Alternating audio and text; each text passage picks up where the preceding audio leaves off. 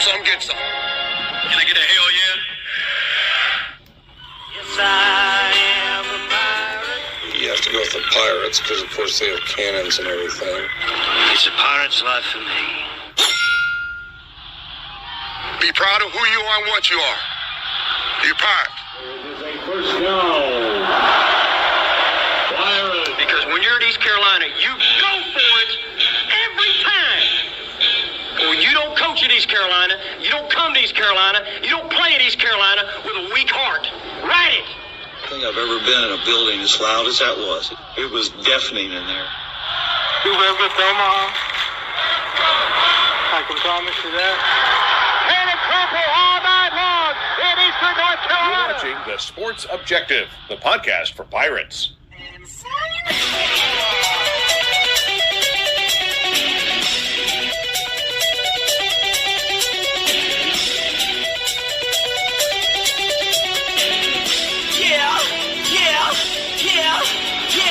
My heart is purple and gold. I'm a pirate down to my soul. And I don't back down, not at all. Find out when the cannons explode. All right, welcome into the Playback, the Pirate Football Playback, FAU style, as the Pirates go down to Boca Raton and kick some booty, 42-3. I'll tell you what, Kyle Barber, that would have been a great game to be at. But we'll talk about the attendance in just a second, guys. But Kyle, welcome into the show. Yeah, thanks, Dave. It's odd. I guess it would have been a great game to be at. Boca looks like a great place to visit. They have a nice stadium. Their stadium right on the ocean, palm trees all around. Obviously, it was over with at halftime, so no stress in the second half. Prior to the Pirates, finish 8-4. I really felt good about winning this game. I did think it was going to be a lot closer than that, though. I didn't think they would be able to stop our running game, and they didn't. Particularly in the first half. Yeah, you remember what you said. Yeah, their defense couldn't stop air. But so not really surprised at the outcome, but more of the score. Super proud of the defense. The defense, obviously, two things. One, I think this defense really felt, I don't know if disrespect is the right word, but really felt disappointed in themselves after that UTSA performance. Shows a lot of pride for them to come out and hold FAU to 3 points. And the second part of that is everybody talks about our pass D and the run D being so good. If you look, we played two teams this year that run the air raid, FAU, and they run a true air raid, FAU and Coastal. And, we shut their offenses both out completely. Coastal or FAU got three on after that punt return. So and our defense is better than the pass against the pass than people realize, particularly if we can get pressure on the quarterback. And just proud of the football team, proud to finish 8-4. And I'll let somebody else talk now. Matt Semenza from the Commonwealth of Connecticut. What's up, brother? What's up, guys? Definitely feel good about the win yesterday. It was a great bounce back from that debacle last week down in San Antonio. And, we definitely took care of business. Like Kyle said, I was not expecting – a 42-3 blowout by any stretch, but defense played fantastic. Offense obviously took care of business in the first half, and overall, really good season. I love the direction the program's headed under Blake Harrell. I'd like to have 2 games back this year for sure. The NC State game and the Tulane game back. Ultimately, we came up a little short of our goal to get in the conference championship and have a chance to win it. But, for the most part, a really strong season. And now we need to take care of business in the bowl game. No doubt, as we bring in Johnny Robertson. What's up, Johnny Stats? What's up, fellas? Hey, I'm a bit embarrassed. I predicted 41-31. So the 41 was okay, but I should have had more faith in the Pirate defense. But hey, the win is a win, but, there are people out there that are going to say, why do we always take our foot off the gas? I mean, the game was never in doubt. We didn't even need to score in the second half, but I would have liked to seen a few more points in the second half, but no complaints. I'll take the W and bring on whoever in the bowl game. Well, I think I agree with you in the third quarter, but I think the biggest thing they were trying to do is run clock. And we did that, and we were running the ball successfully. We just didn't finish it in the end zone. And in the fourth quarter, we took all the starters out for the most part on offense, and which was the right thing to do. Don't get anybody hurt. But yeah, I'd like to score a time or two more. I really didn't care after the third. I didn't care because the game. The only thing I cared about, I don't care about embarrassing Florida Atlantic. If it was, maybe UNC, sure, but I don't care about embarrassing Florida Atlantic. So in the third, because I kind of had a lot of faith in their passing game, so I was waiting for it to get it going. So I didn't want them to make the score look competitive. But by the end of the third, when they hadn't done anything, I didn't care that we didn't score in the fourth. It didn't matter to me at that point. Let's bring in the head coach, Stevie Flythe, and commissioner of Lasker, North Carolina. What's up, brother? What's up? Hey, you guys, what was the score yesterday? 42-3. 42-3. Okay. We won, right? Yep. We did. Okay. Then some people out there need to be happy. We won 42-3. Nobody got hurt. Yeah, we'd like a few more points, but guys, be happy. We were 2-10 2 years ago. Now we won 8 games. Nobody got hurt. The first thing that would have happened if we'd have got in there and tried to run up the score on Florida Atlantic, just like Kyle said, why would you want to run the score up on Florida Atlantic? Exactly. Hold on. Gets Yeah. hurt? I was just who's going to be the one saying we shouldn't have let the same people that are saying, and no, I'm not talking about you, John. I'm not. I know that because that's not even my feeling. But yeah, but what I'm saying is, from a coach's point of view, you're damned if you do, you're damned if you don't in that situation, because you're going to have the same people that say we took our foot off the gas in the fourth quarter. You got to play your reserves sometimes too. And you leave Hauser in there and he breaks something and he can't play in the bowl game. Those same people are saying we took our foot off the gas are going to be the ones saying there's no way Hauser should have been in there in the fourth quarter in that situation. Yeah. Hey, hold on, Dave, real quick. I just wanted to say, no, I have no problem. I actually enjoy watching the younger talent get in and get some good playing time. Get a lot of snaps in. I'm talking about, as a stats guy, Stevie, I'm looking at the offensive numbers in the first half, and I'm like, oh, man, there's going to be so many stats coming out of this game that are going to be ridiculous. And then they just shut it down. And that I was disappointed just as a stats guy. All the possibilities that I was, seeing in front of me never materialized. But, yeah, I'll take the win. And, in the fourth quarter, definitely take Hauser out of there. When I saw the stats and the score, like right at the second quarter, midway through the second quarter, I said, it'll never hold up the second half because they're gonna run the ball. It's gonna be a run heavy game the second half, and it was. Yep. Well, what is funny about it is Blake kept talking about not letting off up the gas. And I don't guess he technically did in the third. It just he didn't to the fourth. We just didn't put it in the end zone. But, man, we had some long drives that just absolutely killed clock. And, I really impressed with the way the defense played. It was, quite frankly, unbelievable to hold them to 3 points. Well, it's just like me and you talked earlier, Kyle. If it wasn't for that long kick return, they would have never scored. Yeah, we shut them out. Would have been our second shot. And why did that kick return happen? That punt return?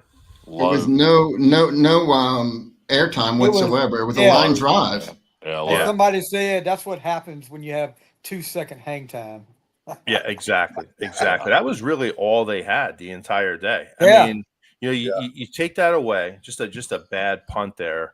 You take that away. Tremendous job by the defense getting a stop there, by the way. I mean, this defense, you got to look at them sometimes, and people will move the ball, but they get stingy in the red zone. And, when you can get a stop like that, and, if you create a situation where you hold a team to a field goal there, that's a win. So really great job of the defense there. What can you say, guys, about Josh Aldridge and the job he did this year? And I'll eat crow, and we've talked about this almost every week, but I was really down on this defense coming into the season. I had no idea what to expect. We had to replace our entire D line.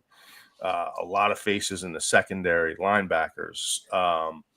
I felt like we were going to give up. It was going to be one of those years where we were going to be in a shootout every week, like 30, 35 points a game given up on defense. But to do what he did yesterday, I mean, FAU was number 1 in the country in passing yards per game. Do I have that right, Johnny? Yep, in the whole nation, number 1. In the whole nation. And to hold them to 3 points, man, that is a hell of a job.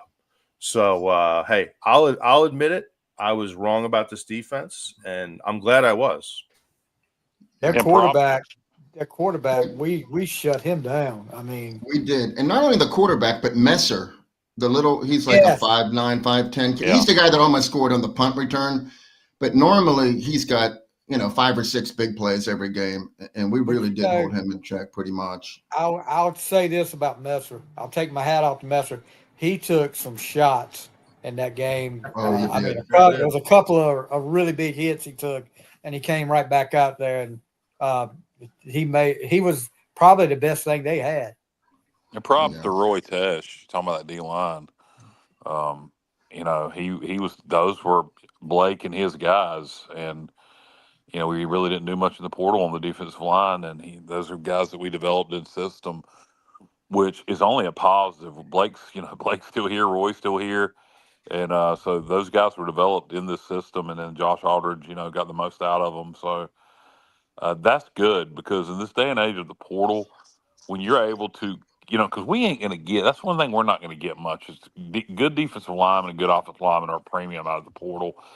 So being able to develop guys is huge, and we can do that here. And I think that, speaks volumes to not only Josh Aldridge, but to Roy Tesh and Blake Harrell. Oh, I agree. Hey, since we're talking about Josh Aldridge, can I throw a Josh Aldridge stat out there? Sure. I don't often have that opportunity. But hey, now that the season's over, this is the first time since 1978 that we've held 4 opponents in a season to under 7 points. And the last time it happened, the competition wasn't at the level that we competed against this year. It was Western Carolina, VMI, William and Mary, and Marshall, back when Marshall was, FCS. But I thought that was quite an accomplishment to have 4 games where you hold teams under 7 points. That just doesn't happen very often. And then this was the first season ever that we won 4 games by 30-plus points since 1979. So, that's surprising, actually. I agree with that. I had to triple check it. I was like, that can't be right, but it is. So that's tribute to not only Josh Aldridge, but JDB too. How the hell did we not do that in 2013? Craig asked how many teams we beat this year with a winning record. 2, and I'm going to count Army, even though they're 6-6, because I'm going to just take that as bowl eligible. So I'm going to count Army in that and say 2, because they're 6-6, and then the other one was obviously Memphis. But I think if you check most teams outside of the SEC and Big Ten, where there's so many schools that have winning records because everybody's got so much talent, I think if you check most Group of 5 teams, and kind of look around the country, I think we wouldn't be the Lone Rangers there. I think there's a whole lot of teams. Good teams beat bad teams, and fortunately, unfortunately, there's 2 ways to look at it. We didn't play South Florida. We didn't play North Texas. We didn't play Navy. We didn't play 3 of the best teams in the league this year. So, we didn't get an opportunity to beat them. But I don't know if you were just asking that. Just Coastal 6-6. Thank you. Yeah, correct. So 3. So you beat 3. The teams that are on your schedule. You beat the teams that are in front of you. And I don't know that Craig meant that in a negative way. I'm just saying that's what everybody has to do. You can't change the schedule.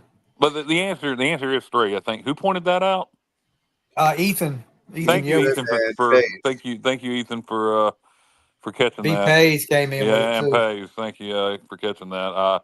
Coastal did finish 6. At one point, Coastal was playing really good ball, and we'll talk about coaching changes. We'll get to that here eventually. But we've got to finish talking about the Florida Atlantic game, get to bowl games, and there's a lot of coaching stuff to talk about, including Coastal firing their coach, which, Matt, I know you love that decision. I'm not so sure I do.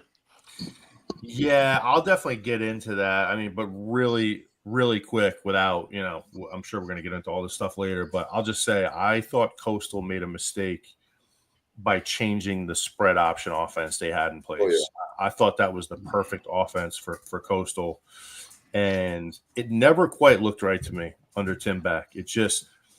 I just think when you have a system in place that works, just no need to deviate from it, even sometimes with a coaching change. And anyway, I won't get into that right now, but I thought Coastal was best under that spread option. Well, here's the thing though about that. Sorry, JR. Since we're talking about Tim Beck, we'll talk about it.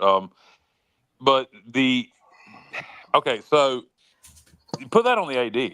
You hire Tim Beck, he's not going to run a spread option offense. He's an offensive coordinator, runs the typical pro style spread, if you will.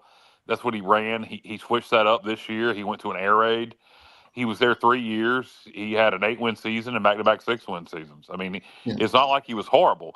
And then when you look at the rumor, Coastal's going to hire South Carolina's defensive coordinator. That doesn't do much for me. So to me, you're just making a change for the sake of making a change. He worked with the AD previously, and it's a bad hire. It is. But hey, Tim Beck, in my opinion, had to go because his 5 losses. I mean, we just talked about East Carolina won 4 games by 30-plus points for the first time since 1979. Well, Coastal lost 5 games by 38 points or more this season. I mean, you can't do that. I mean, that's not even trying to be competitive. So I feel like, and a couple of those were home games, including ours, which we won 38-0. But yeah, they lost 5 games. They got better as the season went. I know the last. Not the last 2 games though. Not the last 2. JMU's really good, but yeah, both teams were. Yeah, and they played South Carolina in the other one. So exactly. So I mean, I don't know. I'm going to disagree with this. I think he had the air raid in year 1 starting to go. No, he did not, Pace. He had the air raid starting to go.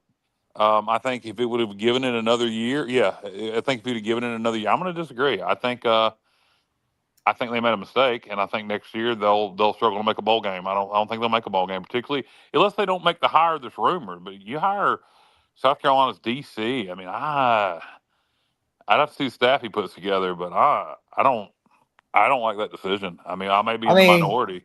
Was South Carolina's defense that great this year anyway? No.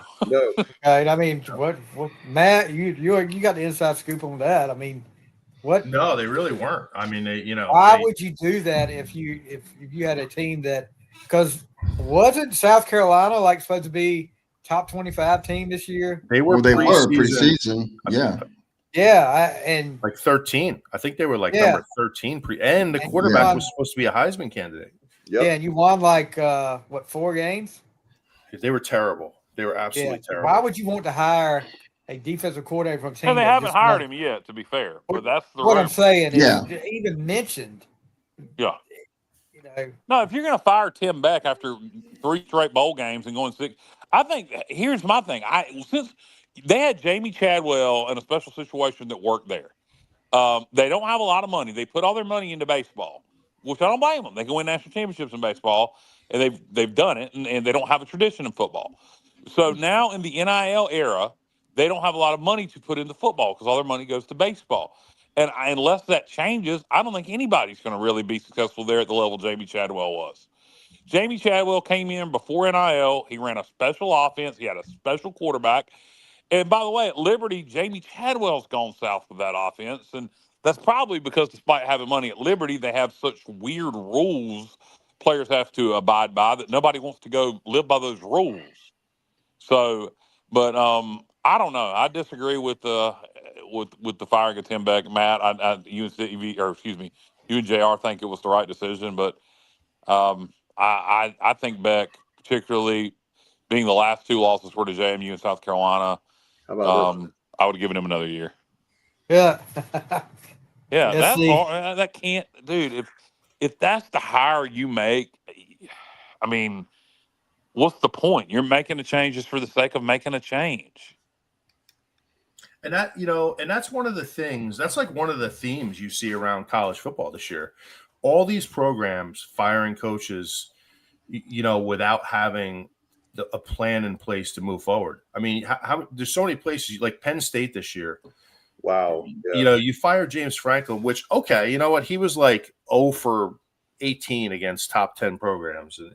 Fine. You know what? You want to make a change, but you need to have a plan in place. And they still don't have a candidate. And it's the same thing for some of these other programs. You know, Hey, Matt, Florida. Florida is I am not a fan. And we're going to get into all this stuff later, FAU, but I am not a fan of Florida hiring Sumrall either. I don't mind it. I'll tell you what I don't like, and I think this was a plan in place, and sometimes the best laid plans don't work out. I think Ryan Silverfield was promised this job a couple of weeks ago at Arkansas, and it was kept quiet because it was a classy thing to do. And they lost 3 in a row. I would imagine Arkansas fans are not too excited right now with this Ryan Silverfield hire. I wouldn't be. No, and he never was able really to win the American at Memphis. And here's the thing, Kyle. Here's the thing you talk about too. How long ago? I mean, here's what we need to find out. How long ago was this talked about with Arkansas, and then match that up with how they started playing and how he started coaching? Yeah, but I heard nothing about this publicly. And if his players, if he knew about it, right. But with his players, I don't know that did he quit trying? I see what you're saying, but. Yeah, I don't know. But if I'm Arkansas, I'm not excited about that Ryan Silverfield hire. Dude, I think Summerall's a good coach, Matt. I know that he's not exciting in terms of offense, and I think that's what y'all wanted at Florida. I say y'all because of Chrissy, your wife. For our listeners who don't know, Matt's wife graduated from Florida, so he follows the program closely. But I think Summerall's a good coach. I do. I think he. Who would you have wanted? Who would you had preferred at Florida? Well, Eli Drinkowitz was my number one. Obviously, they couldn't get him.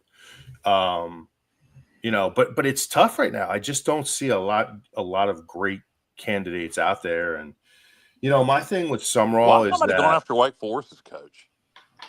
Wake Forest, yeah. Is anybody going after any ACC coaches at all? I mean, he did a great job in year 1 there. Yeah, he did. He came from Washington State. He did. I thought he did a great job. He did a good job at Washington State too. So I'm shocked his name hasn't came up for any of these SEC jobs. We may see. How about Manny Diaz? I mean, he did a great job defensively at Penn State. He's done a really good job at Duke too. Yeah. How about that? Manny. Yeah, is another guy that by the way, interesting note here, guys. If Duke wins the ACC championship next week, and JMU. The winner of the American is going to be in Tulane or North Texas. But if JMU wins and Duke loses, you're going to have JMU and the winner of North Texas Tulane in the playoffs, and the ACC champion will not be in. Yeah, and JMU is favored by 22.5. They're playing Troy. And I tell you what, I hope that doesn't happen, because if it does, they're going to change the rules immediately to put us in our place. It will be written as the 4 Power 4 champions get in, then 1 team from the group of 6, which essentially is what it is anyway. But they'll make it sure that's the case going forward. So unless one of those 2 teams, like if it's Tulane and JMU, if one of them pulls off an upset in the first round, they might change that a little bit. But they're not going to be happy about that. They won't let it happen again, that's for sure. Yeah. Hey, speaking of JMU, their coach is going to UCLA, and I mean, he was at Holy Cross. He did well, but I think he's only been at JMU 2 years. Is that correct, Kyle? I didn't hear that. So he's going to UCLA? Yeah, get this. He was getting paid he's still at JMU. So I don't know if this is beneficial, but it's on a source that I know that it's going to happen. But it's on breaking news. JR is breaking. No. I think this is everybody's pretty much aware of this. So anyhow, he was $900,000 with incentives and bonuses at JMU. Holy crap! That's all the JMU's paying. That's a little surprising to me. UCLA, $6 to $7 million a year, depending on if he meets. Why? That's what I'm saying. Because of the shortage of coaches. What made me say that is when you asked Matt, who would Florida rather have? Right. There's just nobody out there. Right. So, so they're outbidding. Okay, I see what you're saying. Yeah, it's a great market to be a head coach. And coaches are getting paid, like Eli Drinkwitz. You mentioned him too, Matt. he's getting extensions. Everyone's getting extensions because they don't want to lose their coach. So if JMU's head coach, I can't think of his name, but if he was getting Bob looked Chesney. for them to offer him that much money, somebody else was trying to hire him. So I would think so. Florida or somebody, they had to outbid somebody, because if I'm trying to hire a guy making $900,000 a year, I'm gonna start off offering him around $3 million. I'm not gonna jump up to $6 million just for the hell of it. Somebody else had to be after him. Yeah, I was surprised at that. And here's the thing, too, to your point, JR, like there used to be coaches are just getting fired so quickly now. It used to be a situation where coaches were in place for a longer period of time. So you had the younger up and comers in place longer, right? In conferences like the American and the Mountain West. And so it was almost like a farm system where you could see a body of work over 4, 5, 6 years, right? And now these coaches they're getting fired so quickly. You're not seeing that long body of work from these guys coming up. But does that make sense what I'm saying? Yeah, it does. Yeah, absolutely. Yeah, I mean, you're just not seeing that anymore. So, again, like, you look at Summerall, right? Okay, he's done a good job at Tulane. Now, I think he really benefited did a good job from Willie Fritz. That, though. He did well at Troy for sure. But I think he really benefited from Willie Fritz and the job he did there. Is his body of work, now, if I'm Florida's AD, this is what I'm thinking. Is his body of work enough to hire him, for that type of high profile job? And I don't know. I mean, I guess that's why they make the big bucks, but that's a tough hire for me. I know, Matt. I feel the same way. So what I did was I just tried to figure out where's Tulane excelling this season? What are they like doing really well? And I'm not doubting he's a good coach. I mean, we all know that he's a great coach, but yeah, he plays solid football. But they're not really doing anything well. Their defense is middle of the pack in the conference. They can't pass the ball really. They're good at running the ball, and they're doing it with their quarterback. Like I just don't know. I mean, I don't know what the attraction is with him. I don't know what he's proved. To your point, Matt, that's your point. I don't get it either. He won the Sun Belt, and now he's about to win the American. So, I mean, that's 2 conference championships. I mean, that's no. I mean, I don't think I think North Texas is going to win that game.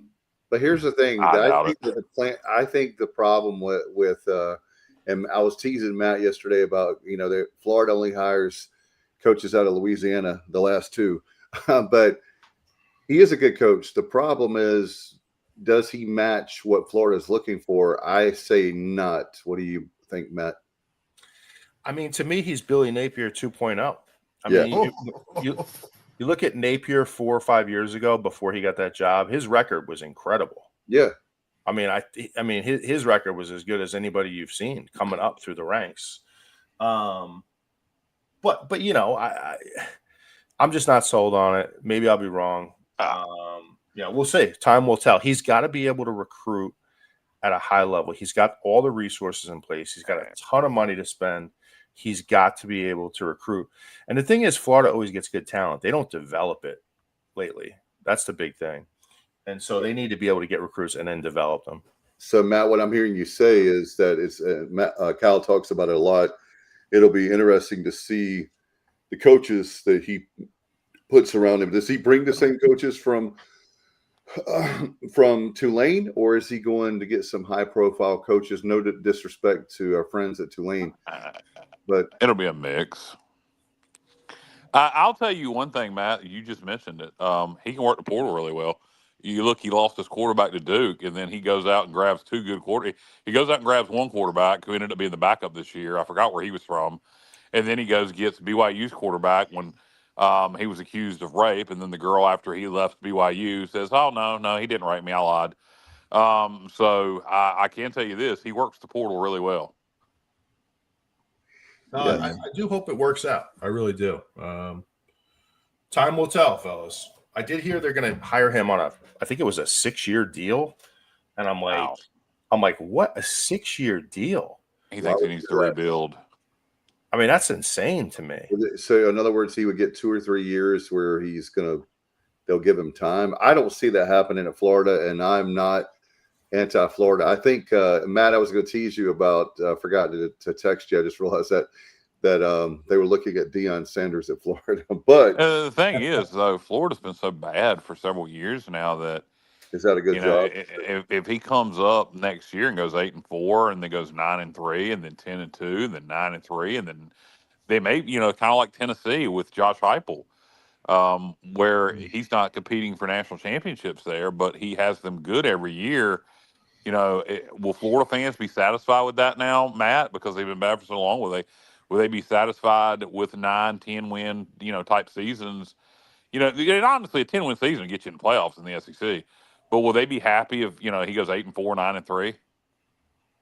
No, I'll tell you, man. One thing I've learned about Florida fans over the years, just having been to so many games in the Swamp, they are some of the most demanding fans in the country. And the years, you go back to the Spurrier years, you go back to the Tim Tebow years and Urban Meyer, and the bar was set so high at that point that they just will not settle for anything but national championships down there. So, and I think they're a little wacky with it, like I think their standards are sometimes a little out of touch with reality, but I'll tell you, that's a high pressure job, man. And they, to your point, Kyle, they're going to expect him to win right away. Look at Dan Mullen. Dan Mullen goes at UNLV. I know competition. Everybody can tell me that, but Dan Mullen's a good coach. He went 10-2. Yeah, that's what I just said. He's a good coach. What did you think I said? Yeah, I know. I'm just saying that the fact is that you take these coaches. Well, he never really did that bad at Florida. He did better than Billy Napier ever has. I agree. I think that's what Matt's saying. Unrealistic expectations. Have they been humbled is what I'm asking, though, JR. Have they been humbled? I mean, they fired Dan Mullen, and then look at Napier does worse. So, I mean, I just wonder if their expectations will be down a little.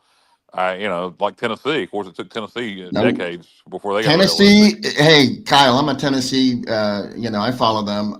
They're not happy right now with him because you fire him. Go ahead and fire him. Go ahead. You can't lose to Vanderbilt at home, and they're just not.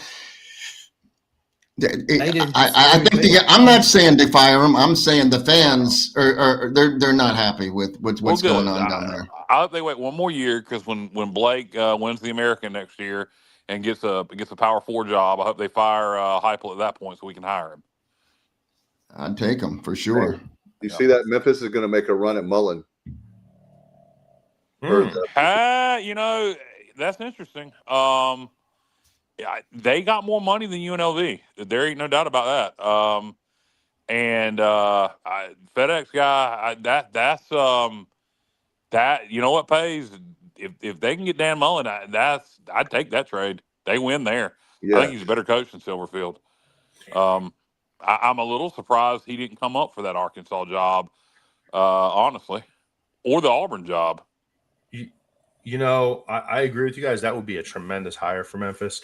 My thing is, like, at this point in his career, I kind of think Mullen handpicked UNLV. I think he wants to be out there in Vegas. He wants to be in the warm weather, in the desert. I mean, Memphis is not the most desirable place to live. I don't know. I think it depends on like what stage of his career he's at. Like, does he want to, just kind of stay out there and build a program at UNLV? I don't know. He certainly lived in Starkville. So, I mean, I don't know. That's a good question. We'll keep lead for that. UNLV has had issues paying Mullen. Not sure if that has changed. Interesting. Yeah, I know they have some trouble making NIL commitments. So, that's a good approach from Memphis for sure. If that's truly who they're going after, go ahead and swing for the fences. If you can get him, great. If you don't, then I'll tell you what. Like I said, I think he's a better coach than Ron Silverfield. I think that'd be a tremendous hire. Definitely, 100%. Hey, when UNLV hired Mullen, the AD did say, "We don't have the money for this contract, but we'll find it." So, like Bubba said, I don't know if they found that money or not. That's it. I'll tell you what, that would scare the hell out of me if a company was hiring me and they say, "Hey, we really want to hire you, but I don't know if we can have the money to pay you right yet." I mean, I've never heard of that before. Go with the purple, Dave. Go with the purple. You just went past it a minute ago. Fellas, I think we should talk about ECU a little bit here. What do you think? Sounds good. There you go. Really? Leave it right there. Or change it. That was not purple. That was like It was certainly purple. that was a, This looks. Is this? All right. Is that? That looks more. Well, That's a light purple. That's yeah. light. That looks like that's something pink. you see on a Boston That's pink. Hill There we go. commercial. Let's leave it there. right. Boston. By the way, in this portion of the Sports Objective, it's brought to you by our friends at Balsam Hill. Balsam Hill, the home of look. Matt Semenza has put up 8 Christmas trees, all Balsam Hill trees, in his home in Connecticut. And His there's currently a couple more getting ready to go up in the next 20 minutes. Yeah, it is a Connecticut Christmas, a New England Christmas tradition. It's going to be on Balsam Netflix. Hill and the Semenza family since The 1971. Semenza family Christmas is going to be a special on Netflix this Christmas. There's going to be 1 an hour for the rest of the show here. 1 tree going up an hour. There we go. Matt's going to sing "Oh Holy Night."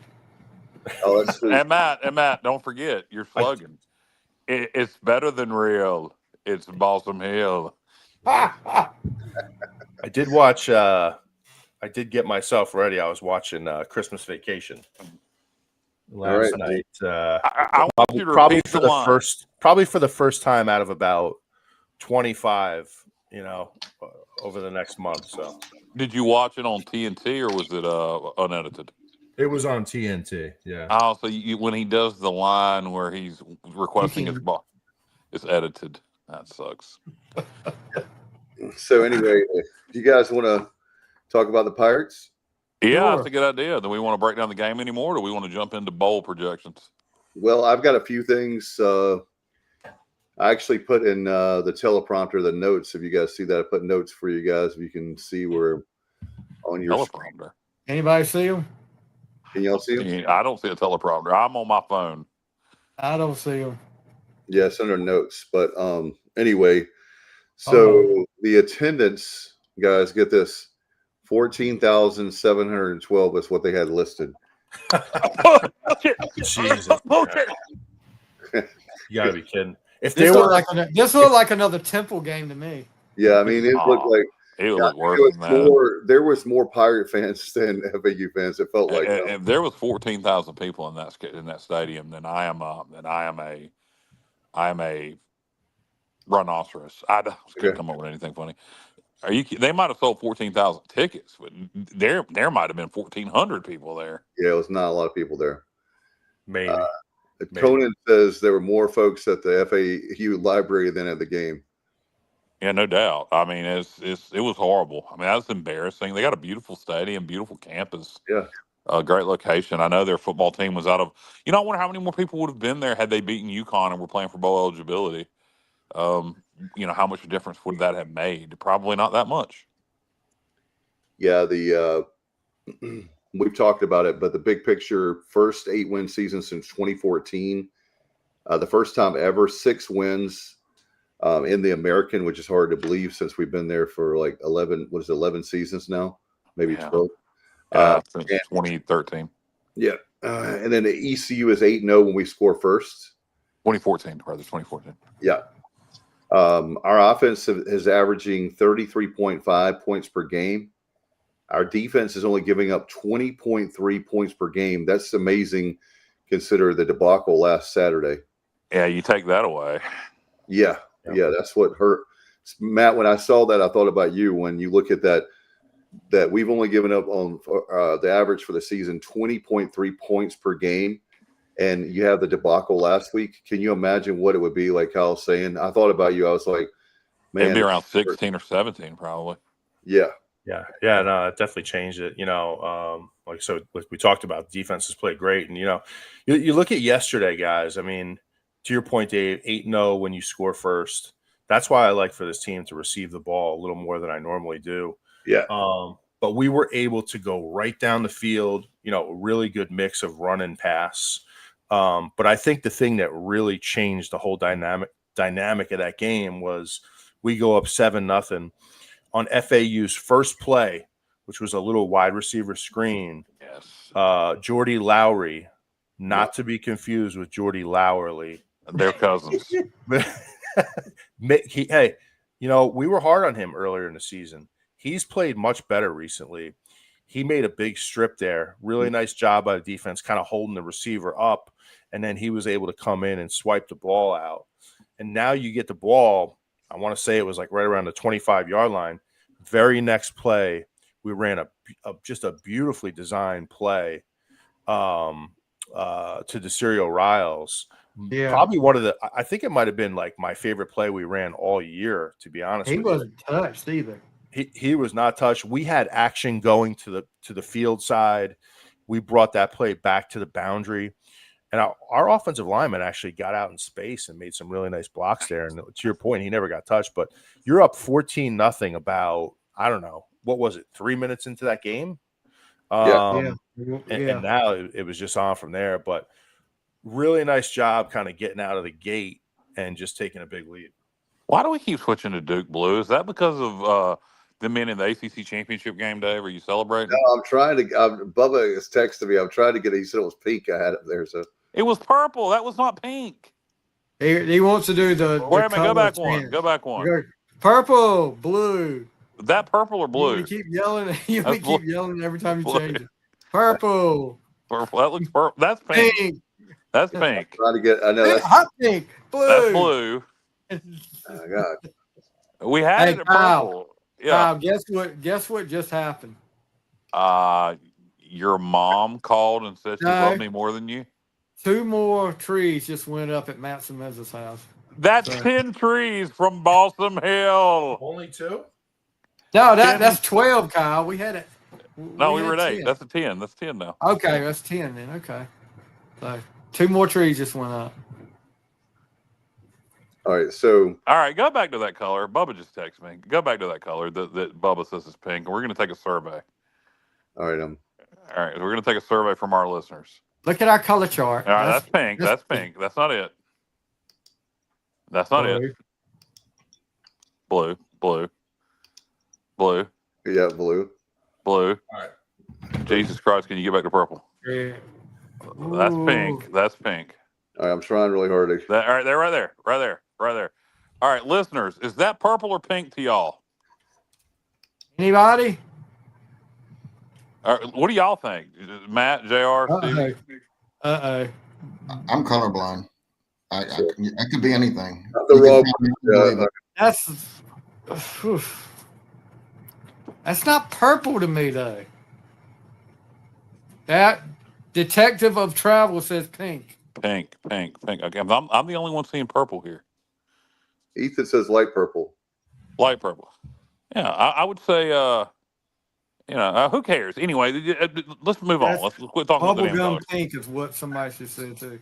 All right, well, is there a purple? I think you went through all of them. All right, well.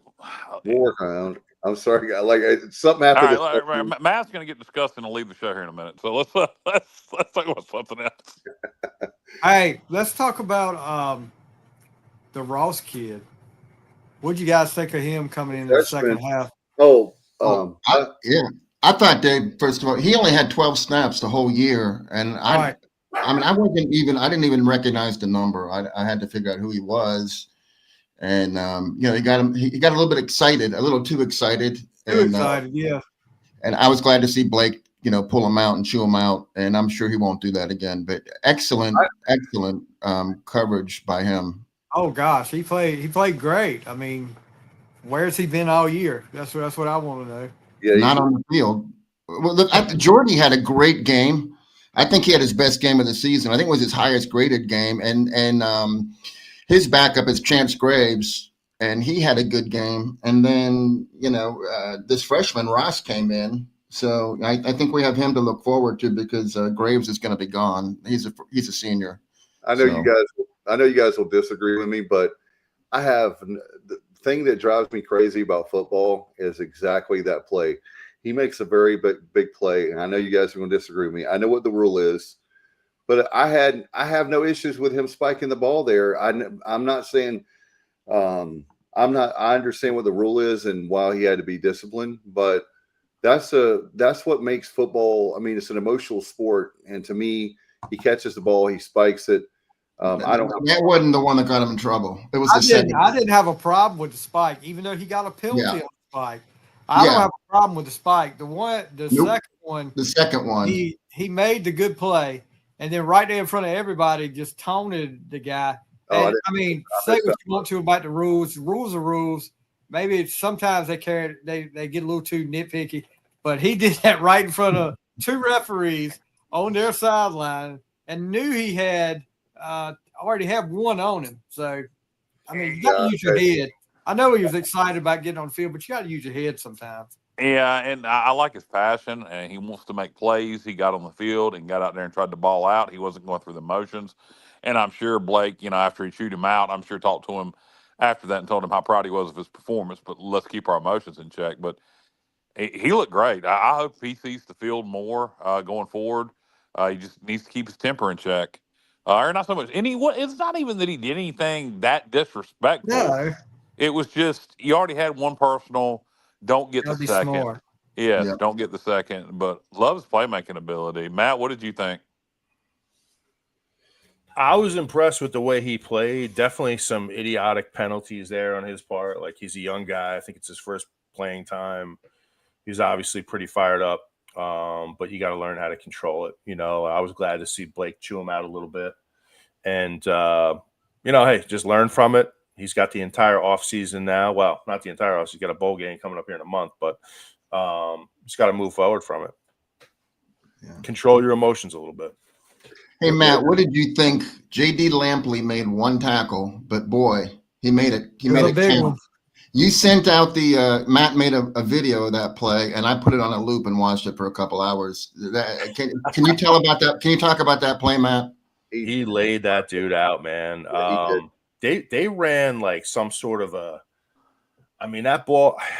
It was almost like a flea flicker screen, Matt. It looked like to me because they gave the ball to a receiver coming in motion. Receiver handed it back to the quarterback, and then it was like that Messer kid. It was the Messer kid that caught the screen off to the side, and Lampley was just waiting for him.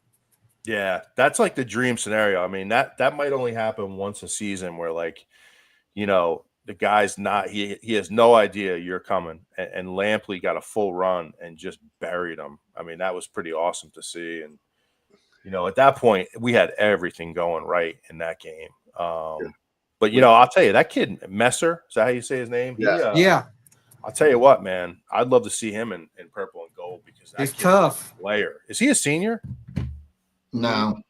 He came from Western Kentucky with Veldkamp, and Kitley brought both of them with him. Okay. Yeah, that kid can play. He was the only player on that team that impressed me yesterday. I was not impressed at all with Veldkamp. He looked awful, in my opinion. Some of those kicks he threw. He was so bad. Yeah, he was so bad that they yanked him. He only needed 61 yards to set the single season passing record for FAU, which was set when they won Conference USA when Lane Kiffin was their coach in 2019. And the quarterback back then had 14 games to get that record, and he only needed 61 yards, and they yanked him in the third quarter because he was just not in that game. That last interception he threw, I have no clue who he was throwing the ball to. There was nobody around. Yeah, whoever it was that got the interception for us was the only one in that vicinity. It was terrible. Yeah, he was frustrated. Yeah, he was trying to make something happen that was certainly not there. And I tell you what, guys, with having those 42 points in the first half, and then how about we have Matt? I know you had to be happy with the 5 turnovers for the defense. Oh yeah, anytime you could take the ball away like that, you're going to be in business. And I just thought it was one of those days where everything worked. Everything was working. Marlon Gunn got it going on the ground. I thought that was the best Marlon's looked since his freshman year, guys. Yeah, over 100 yards. I think it was 130 yards, Matt. Is that right, John? I couldn't have been happier for him either. Yeah. So that was nice to see. I think Brock Spalding continues to be, we say this every week, but that kid came out of nowhere this season. And And now, he's just a playmaker. I mean, he's really good on wide receiver screens. You can hit him on the deep ball. He's one that, I don't know what his plans are, but he's one you have to keep in the fold for next year because I think he's set up for a monster year. Yeah. I can add this, though. I'm sorry. I was just going to say I spoke to his dad. This was at the Navy game when it was in Annapolis. This was a couple years ago, but he told me that Blake was he was a pirate for life. Is what he. Well, I'll tell you what. Brock, you mean? Brock Spalding. Brock Spalding. I knew Blake didn't sound right. Brock Spalding's dad said that, and Brock's Blake been playing the just slot. The guy in the light, I think. No, Brock's been playing the slot almost exclusively. At UTSA, he played.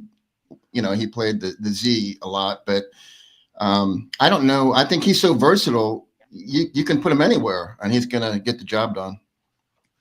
I'll tell you what, especially early in the year when we needed a spark, Spalding was one that made it happen. I mean, the state game, that he's the one that got it going for us on offense.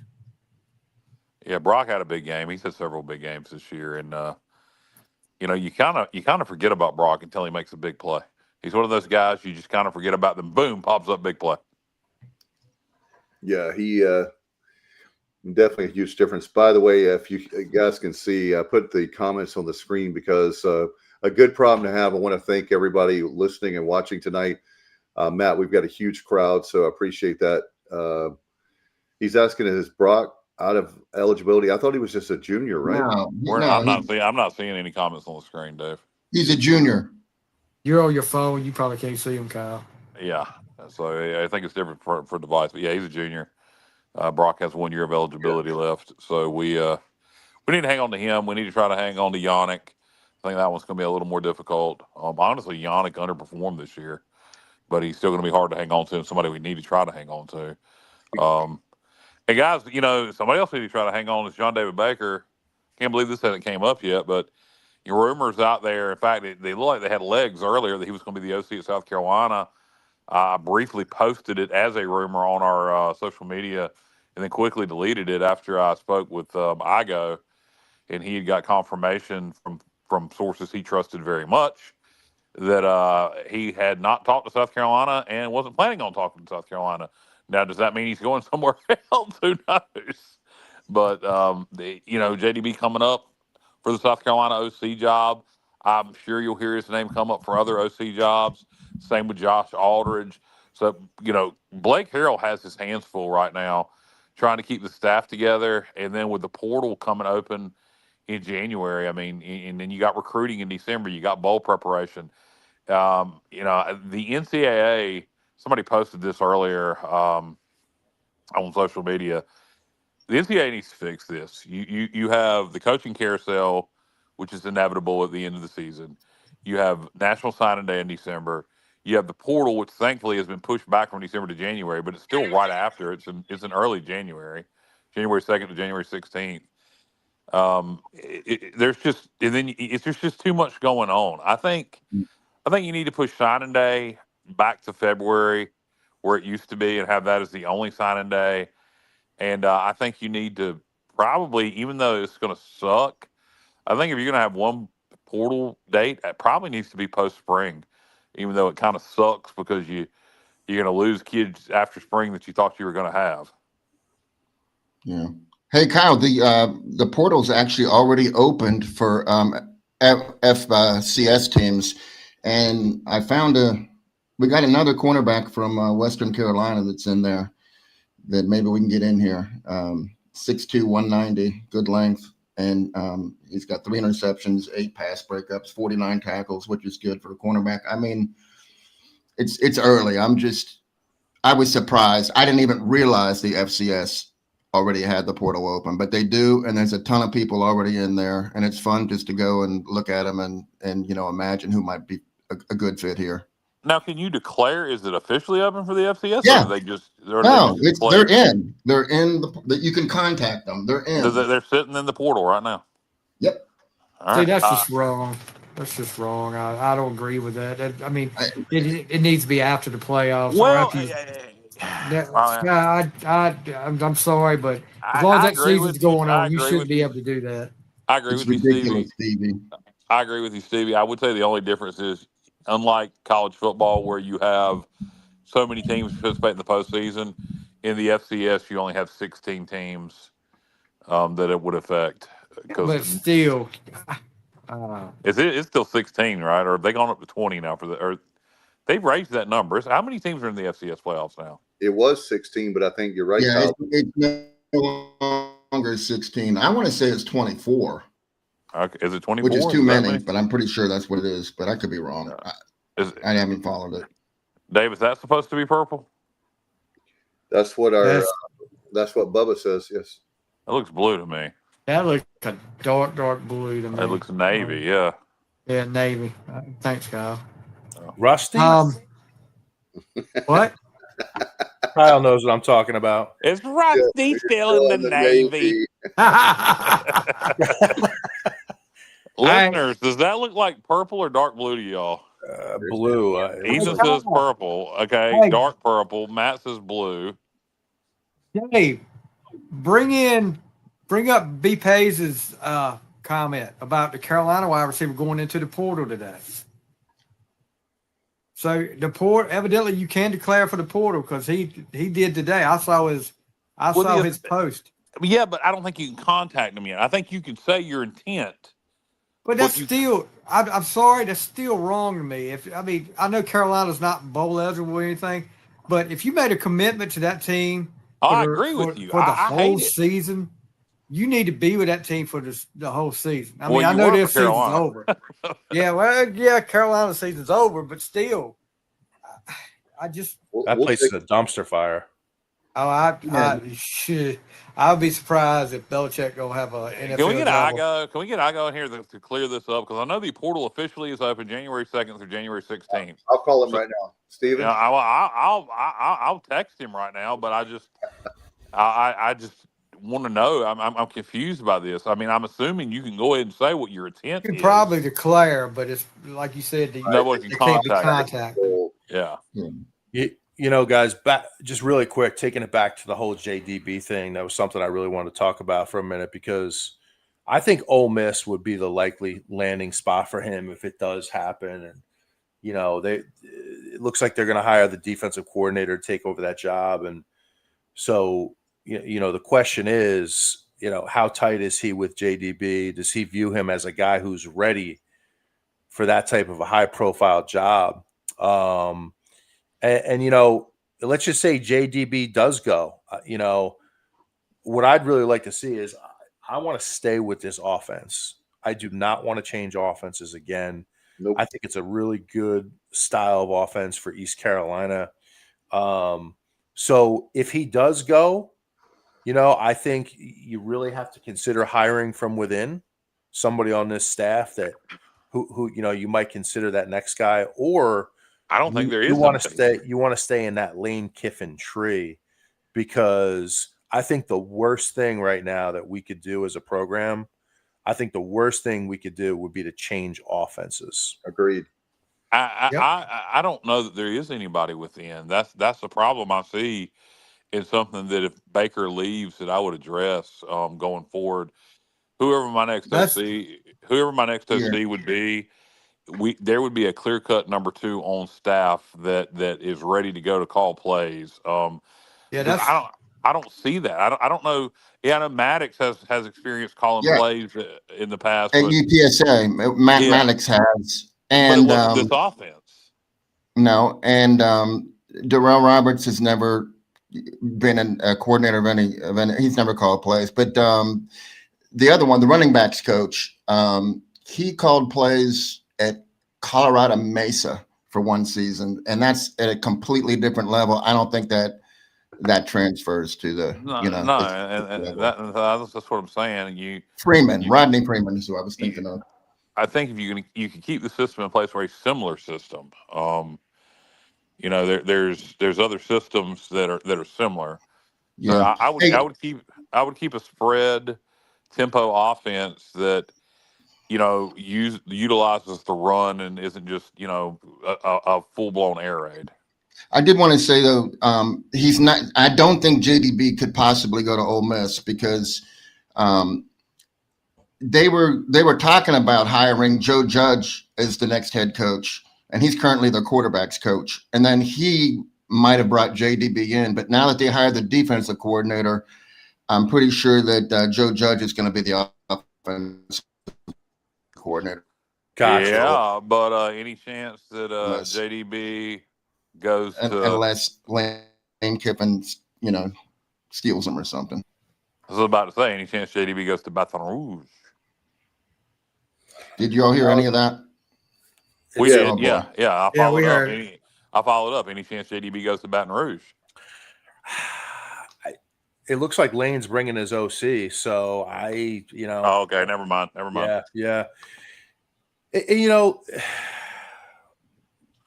thing is, Sloan is available. He sure is. I really believe that the best thing now this is obviously I'm a little biased here, but I believe if you look at keeping this the way this program is set up right now, and you look at next year, if you're able to keep it intact, you keep Hauser in place, you keep guys like Riddle, you keep JDB, you keep everything going, you're set up for a pretty special year next year. And if I'm JDB, I really have to consider, if you're looking at the next step in your career, if you can get to a point where you win a conference next year and have a chance at the playoff, you look at Kenneth's, I agree. If you, with Kenneth's comment right there, if you keep everything intact, you're going to have a chance, as good of a chance as anybody. So I really think it might be in his best interest to stay. And, you just hope that the money, that he doesn't chase the money, because we know more money is out there. Yeah. Irving says maybe one more last chance in the next couple of years to make a national presence and get into the college football Power 4 country club. Cue the theme from Rocky. Let's go. Yeah, maybe. I mean, I don't, I don't know. I don't, here's the thing. I really don't think there is a Power 4. I think on paper there's a Power 4. There's a Power 2. The ACC, do you guys right now, well, maybe with the outside chance of Texas Tech, if they get hot, do you guys see an ACC or a Big 12 school that you think is a legitimate chance to make the national championship game? I don't. I think it'll be SEC, Big 10, or Notre Dame. And so I think Power 4 is an illusion. And that's, there's not a school in the ACC right now, including the two in the championship game. I think the best team in the ACC is not even playing for the championship, Miami. But I'm not scared to play UVA. I'm not scared to play Duke. Give me a break. We may end up playing Duke. The Big 12 the same way. Look, BYU's playing for the Big 12 championship. We went toe-to-toe with them. So I don't think there is a Power 4. I think there's a Power 2. It's only a Power 4 on paper, and I don't think it's going to be on paper for very much longer. Yeah, I believe one of the things I told you guys earlier today is speaking of the fan base, and I'm not going to hit on the administration. The fan base, we've got to step up, because if we have the money to step up and give that money to these players, they more than likely they will stay. I think there's some that will leave because, Matt, there's going to be some that leave regardless anyway, because they're not getting playing time, or our coaching staff says, hey, you're not going to get playing time. We appreciate your services here, but, to open up a slot. But for me personally, I believe that, for example, it was said that Hauser would be like $1 million. Well, we have donors out there that can come together and get his and say, look, Caden, yeah, we're not Alabama or the other schools, but we can still give you $1 million. Well, I think it's going to take close to $1 million. And, I was kind of poking around today, reaching out to some people who I trust and trying to figure out how much money we're going to have to spend this offseason. And, the number kind of varies a little bit, but, I'm hearing, it's going to be roughly around $4 million. I was hearing that already too. Yeah. So, I mean, it becomes a question of, like, to me, and you guys let me know what you think, but, like, to me, the first thing you have to do with the program is have a great quarterback in place. Yes. So if we have $4 million to spend, if that's truly our budget, I think it's worth spending, $1 million on Hauser. I really do, Yeah. Because without that quarterback, you're not doing anything.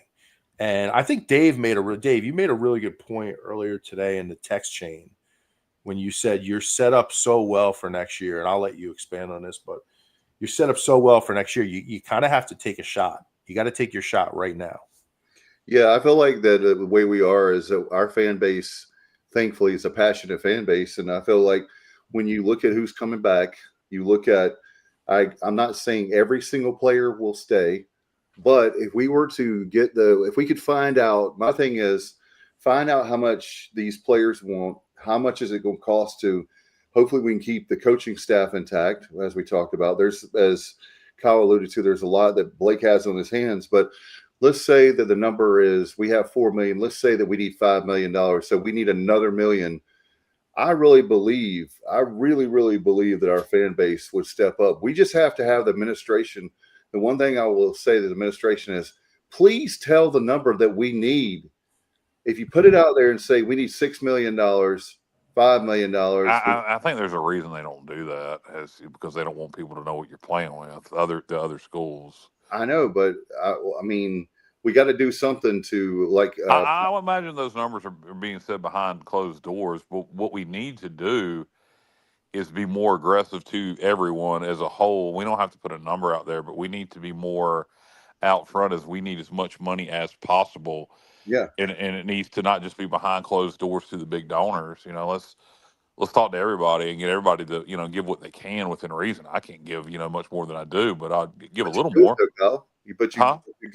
But the point is I have a lot of respect for you because you are trying, you are giving. Exactly. Yes, exactly. And I mean, I hope everybody else does the same, but unfortunately they don't.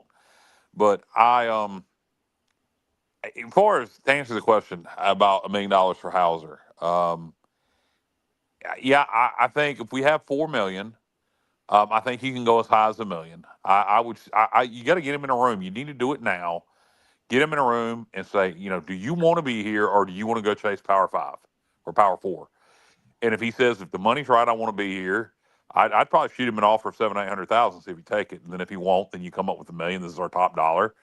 Either take it or leave. But I'd want to know as soon as possible because, you got quarterbacks like the quarterback from Western Carolina, which put up insane numbers this year in the portal from the FCS level. And you need to get the best quarterback you can possibly get if we're not going to have Hauser. So we need to be in the $6 million range comparable with UCF and Memphis. Yeah, Pays, I agree with you. But we have enough money, I think, if we have $4 million, I think we can keep Hauser. I think, as far as Riddle, I'd like to have Riddle, but I don't know. He's a safety. Can you, and I know safeties are important to this defense, but how much can you spend on Riddle? I mean, I don't think we can spend $1 million on a safety. No. But the point I was making to you guys is you remember, I say when Holton graduated, you remember 2023? What a debacle that was at 2-10, and we thought that we had a quarterback or two quarterback. We didn't have Jack, and so I never thought we had a quarterback at all. I remember saying repeatedly, bring in somebody from the portal, and somebody else saying Mike Houston did. Mike Houston certainly did. I repeatedly said bring in somebody from the portal, and then somebody else kept saying, "Well, what if Garcia transfers if we do that?" And I said, "Good, let him." So, $400K on Riddle. Yeah, I mean, maybe. But, man, you got to keep Yannick. You got to keep Brock. I would say on paper receivers are easier to replace. But, man, we didn't do a very good job in the portal this year with receivers. I mean, you had what's his name? Huh? Petaway? No, not Petaway. He sucked. The kid from South Carolina that stepped up against Memphis and Mangrum has the plays down the stretch. But Petaway was a disaster. Yeah. Ethan makes a great point. Can we organize a rev share matching event with the Clarks and Garrett Blackwater? Absolutely. There's a lot of stuff that we can do, and I'm not going to get into it because we're already an hour and 10 minutes in. Blackwater's basketball, though. I mean, he's a basketball. Go ahead, Joe. JR, I think we lost you. Hey, how about this, Matt? My internet is not doing well tonight. I'm on the mountain tonight, and it's just, I apologize. It's embarrassing. It's not good. I'm actually thinking I should log out and come back in.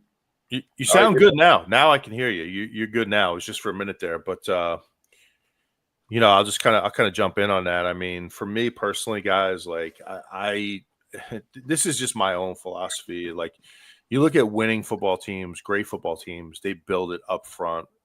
The O-line, obviously, like we talked about quarterback. That's the first priority of any team, quarterback. But for me, I want to build it up front on the O-line, and I want to spend big on an offensive tackle this year if we can get one. I know it's hard to get, but preferably I'd like to get two really solid O tackles. I would spend big there.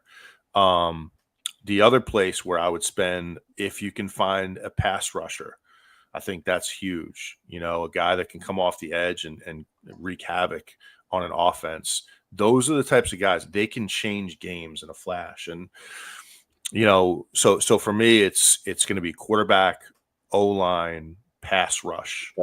Whether that's a defensive end, an outside linebacker, or an interior guy who has some quick twitch. I think we need to look at that. And then the other thing too, guys, just a point I want to make is you look at Anthony Smith. He's obviously graduating. He's been tremendous for us this, the last 2 years. What a pickup he was. But this offense will not work. It will not work unless you have a wide receiver, a true deep threat like he is, because this whole thing is predicated on run the ball, take your deep shots down the field to Anthony Smith. We've got to identify our next deep threat. I don't know if that person's on the roster. Maybe it is, but you need a guy who's like a true 4-3, 4-4 legit track type guy who can beat, the defense over the top. So another position there I would spend on, but that's how I would approach it. What do you guys think about that? Yeah. What do we have coming back on the O-line? Bubba said we have 7 O-line commits. I'm assuming he means from high school JUCO ranks. I don't know. What do we have coming back on the O-line? Because our O-line got better. Very thin. Very, very thin. Okay. I mean, right. Our best guy is definitely Emmanuel Poku, who's the right guard. I mean, he's Panda. Panda's out of eligibility. Panda's gone. Kyle Long is gone. Darius Bell is gone. And Tarnovsky he didn't pan out like we thought he might. So he's not really. I mean, I don't want to be blunt, but we're not going to really miss him that much. He's replaceable. But we don't have much coming back at all. I feel like we need to keep Poku. What do you think about Weaver, Matt? Right tackle. Yeah, I mean, he definitely improved a ton over last year, and he's a guy you want to keep in the fold. He can still get better. He's still pretty young. McCrimmon, as Ethan just mentioned too, he's, you want to get those guys back. I mean, that's right there. That's two, what I would say, like competent tackles in your system. You're going to have Carson Jones back from injury next year. Hopefully he's back to 100%. He was going to start at center for us this year. So if you look at it like this, just think about it from this perspective. If you have Weaver and McCrimmon, Poku at right guard, Carson Jones at center, that's 4 guys with a lot of starting experience.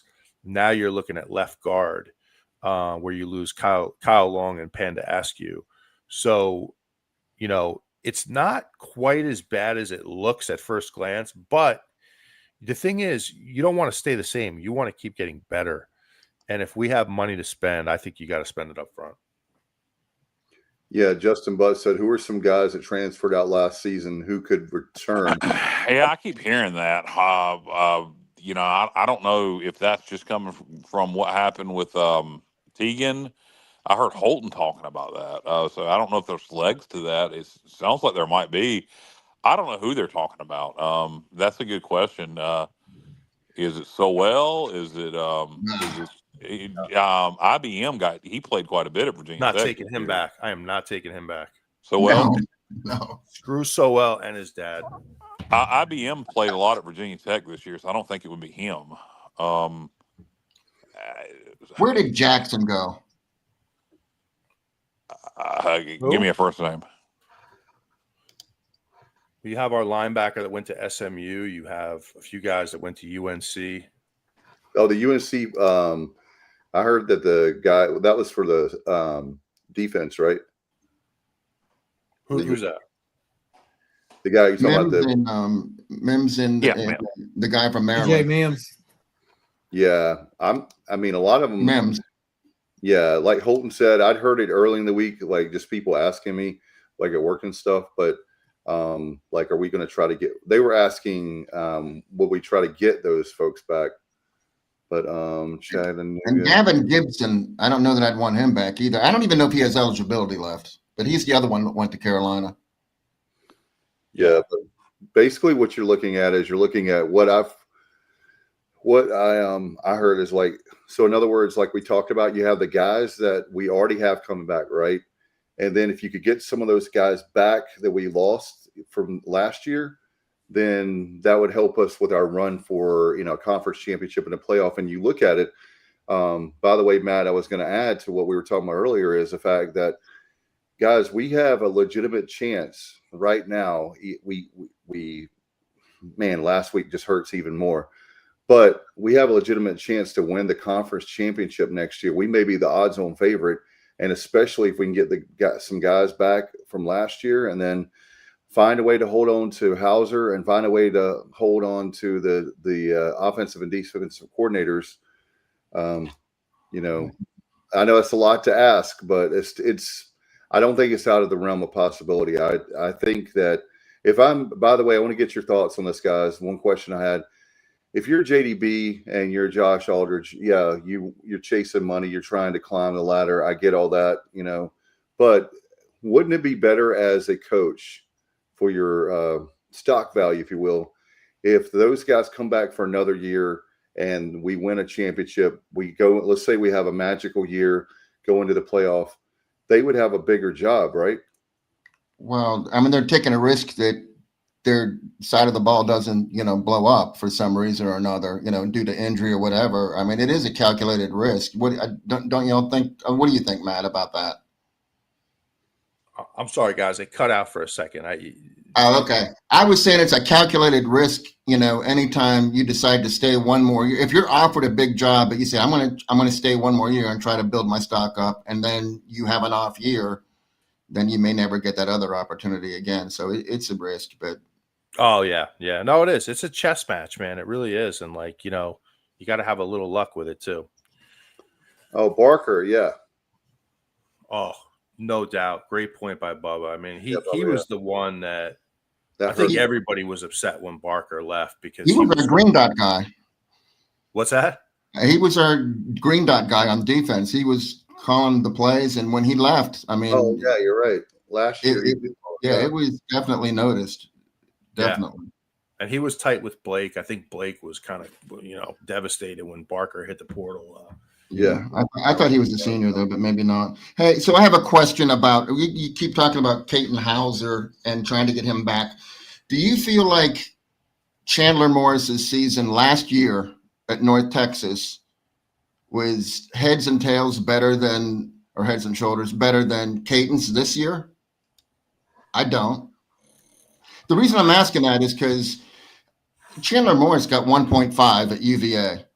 And I feel like Caton's season this year is probably better than Chandler Morris's was last year.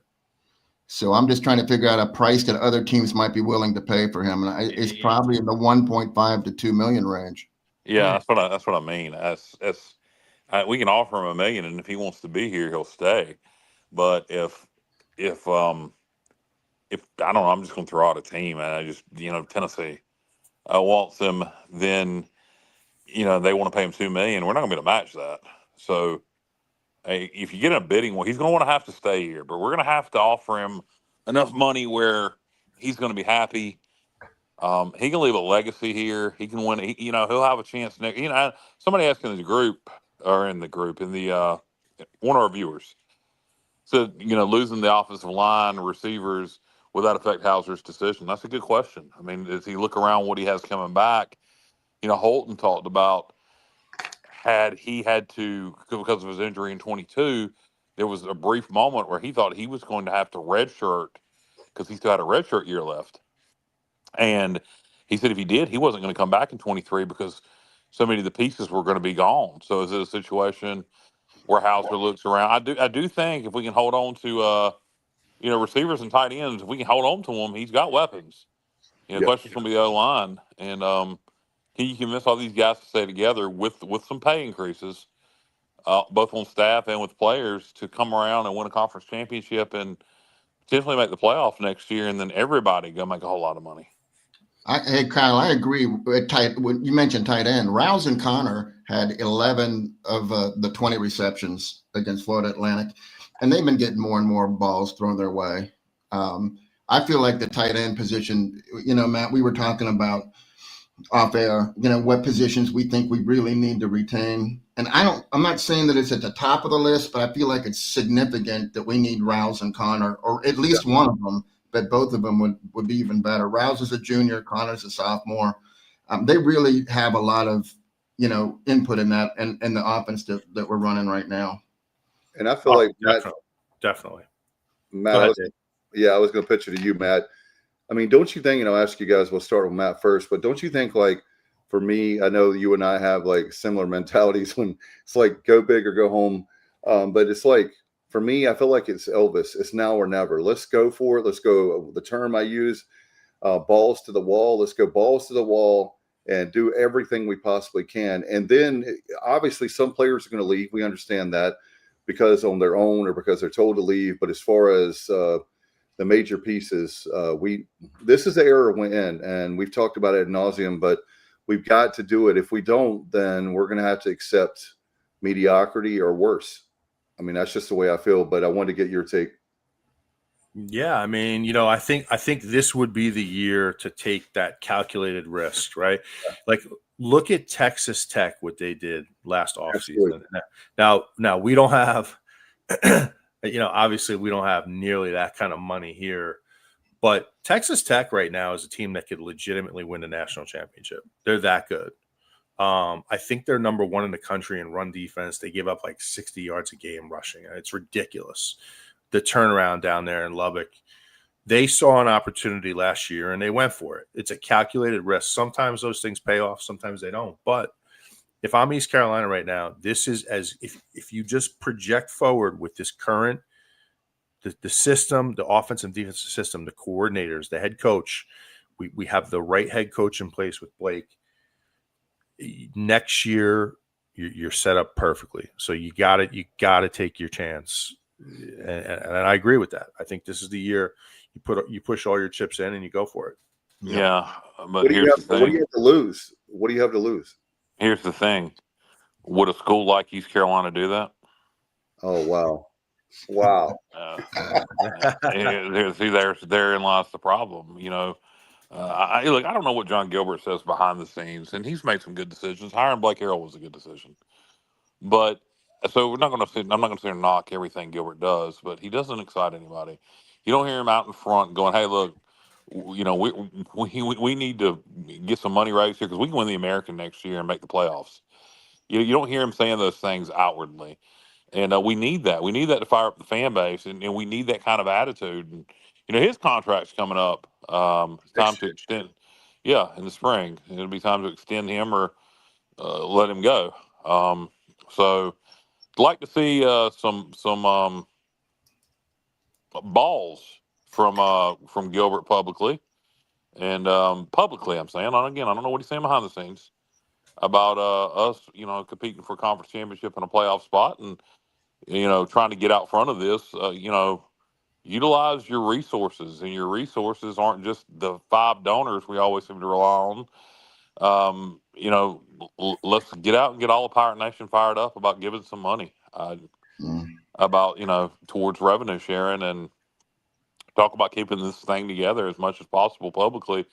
Because you look next year, what we could have coming back with South Florida losing their head coach, Tulane losing their head coach, Memphis losing their head coach, North Texas losing their head coach. You got Blake Harrell. Navy, while they've got their head coach, Blake Horvath is gone. Yeah. Army will be back in the mix next year. So UTSA, I think, will probably be in the mix next year. But is McCown back, Kyle? Hey, Kyle just mentioned four yes, teams. I believe so. You just mentioned three teams that might be back next year. And it's funny because those are the only three teams other than East Carolina that are bringing back their head coach. I'm not talking about, obviously, the first-year coaches. Let me rephrase that. We are the fourth. Blake Harrell is the fourth most tenured coach now in the American, just behind those three teams that you mentioned with UTSA, Navy, and Army. But I feel like Navy and Army have a little advantage because they don't have a lot of turnover. You know, they have continuity, I think, which goes a long way, especially with their offense that they run. I just feel like that gives them an advantage. And I think you're right, Kyle. They're going to be, you know, teams that are going to be at the top next season. I believe that. Navy's gonna have a tough time replacing Horvath. I mean, he's that's going to be a big loss. But besides that, I mean, you know, next year if we can keep, you know, we're going to lose some pieces, but if we can keep the majority of this nucleus in place, and, you know, with our coordinators, with our assistant coaches, with our players, we could have a special season next year. Ethan makes a good point. He said Gilbert needs to go. He says we need a go-getter AD for the final wave of conference realignment. And that was another point. Thank you, Ethan, that I forgot to mention to you guys earlier in the afternoon when we were bouncing stuff around. And that is the fact that if you take a look at us and let's say we have I'm not saying we will, but let's say that we go all in and we have a miracle season, that helps us with a lot of different things. And so that's what, I mean, for me, we see what Blake Harrell can do. He has the best start in the history of our program at 8-4. No other coach, 3 Hall of Fame coaches haven't even touched him on that. And so for me personally, I don't think it's a flash in the pan. I think these. Well, I mean, based on last year, no. I mean, 'cause last year he took over the second half of the year, went 4-1. Yeah. Hey, here's something that will give Blake his due, that you know, his recognition that he deserves. Okay, so he's lost. I guess now a total of 5 games. He's lost a total of 5 games. After each loss, he's won the next game by an average of 41.5 to 15.7. I mean, he's not only winning the games, but, you know, we're rebounding really well, I guess is what I'm saying. We're making adjustments off of losses and coming back and kicking some ass. So, I mean, that's on Blake. The one that wasn't a blowout was NC State. So they've all been great. That's true. 26-21. That is absolutely true. And I was counting the Army loss, even though that wasn't his loss. The team lost the game, and then he came back against Temple, you know, and won 56-34. So after a Pirate loss, when Blake's the head coach, you know, he's 6-0 with a crazy 25.8 point per game winning percentage. Hey, real quick, before we leave the subject of who we want to keep and who we want to spend money on, I'm interested in what y'all think about running back. I mean, we got 4 that can potentially return. I think that Parker Jenkins is probably going to leave, but I feel like Engelman is the most valuable of the 3. He's a freshman. He's a killer at pass blocking. Did he play yesterday? No, I don't think he did. But I didn't see him in there. No, I don't think he did. I don't, you know, who knows why, but I feel like he's someone that we really need to have back. Lacey also is a great pass blocker, and he's only a sophomore. I mean, I know, Matt, you mentioned that you didn't like the way Montgomery was going down too easy, and that's something that Lacey and Engelman don't do. Like, they seem to shed the first hit a little bit better. Yeah, I think Engelman's got a little he's got a little shake when he runs the ball. Like he's got a little quicks. Like, you know, I definitely want to hang on to him, and you know, I think we can upgrade that position though. I really do. And like, if you look, Kyle, remind me, what was the name of your favorite running back? Vintavious, right? Vintavious Cooper. Yeah, I love that. A recent history, yes. Can you imagine if you had a running back with that type of ability to cut and jump cut and make people miss in this type of an offense? I mean, it would be ridiculous. So I think if you find the right guy, JR, I think it can really, propel the offense forward. Yeah, no doubt. Because I think too many times this year we missed big runs when they were available. Like you talked about, Matt, they didn't have the running backs at the starting of the season. They just didn't have the vision, right, for the field to really make cuts or do anything. And then as the year went on, maybe some of that was for the protection from the offensive line. I don't know. Hey, I said we have 3 running backs coming back. We actually have 4. I forgot about Ryan Roseborough. Yeah, he got a touchdown yesterday.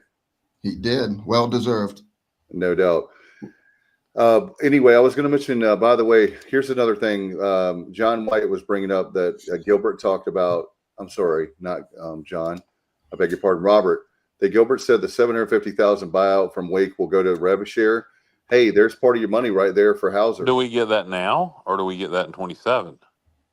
That's a good point. Are they buy? That's a good question. I was thinking that this afternoon when I was in my kitchen. They're buying it out now. I would want my money now. And you just take that money and put it directly towards Hauser. Yeah, hopefully we negotiated that.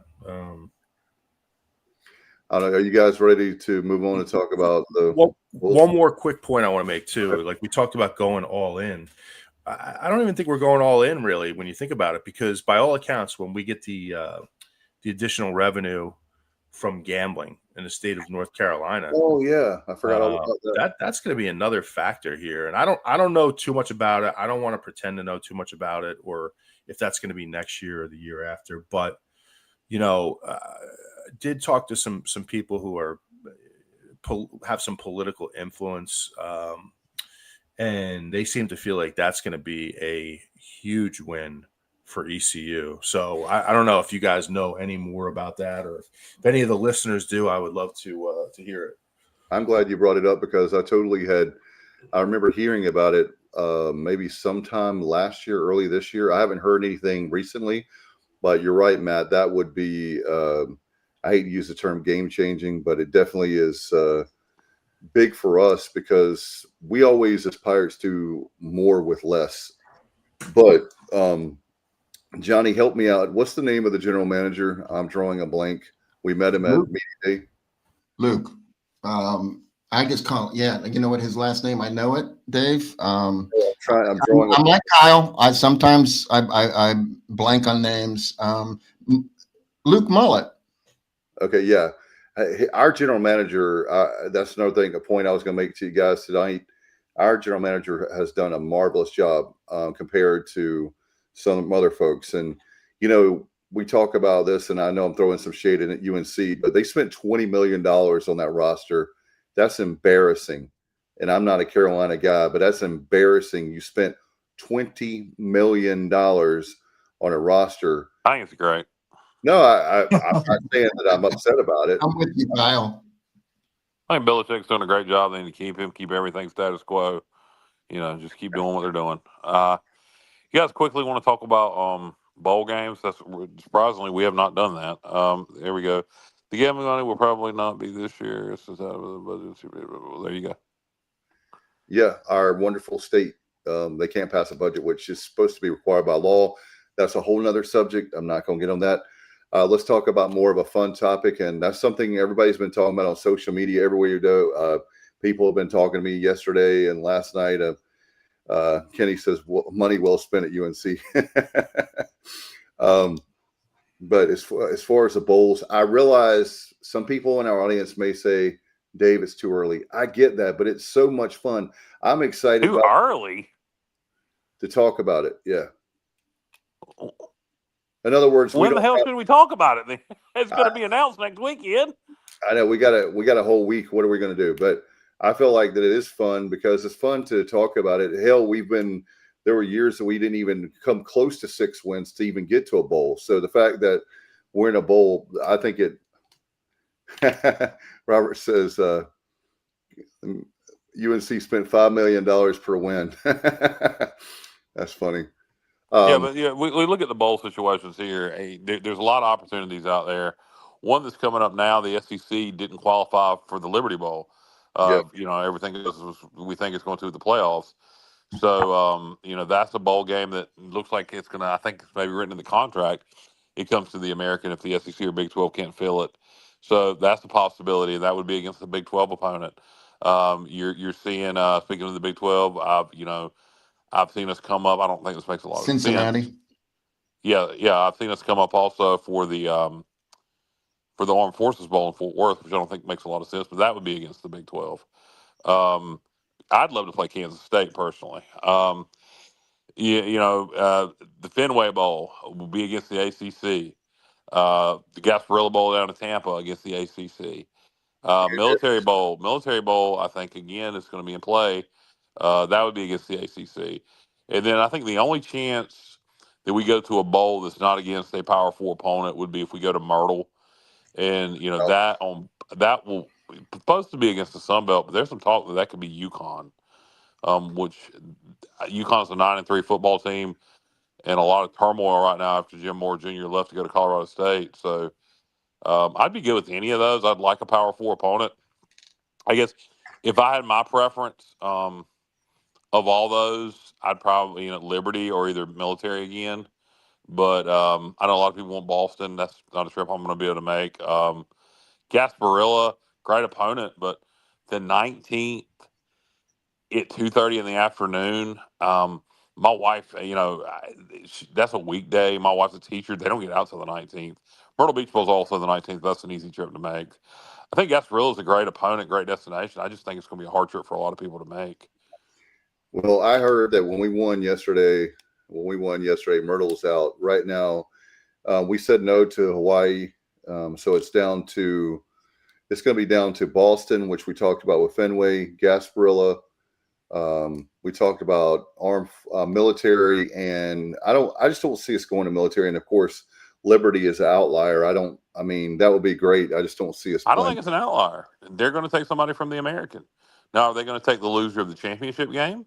Well, that's what I'm saying. Is that I also heard they were interested in Navy. So that's where I think the military could come into play. Military wants to keep Navy at home this year. If the Liberty takes Navy, then Navy may want or military may want us. So it'll be interesting to see. I like that pace. I was going to talk about that. Thank you, Pace. ECU, Wake, and Fenway, Duke, Army, and military. Would that be funny though? That pace, that is hilarious. The Army playing on Navy's field. Oh my God.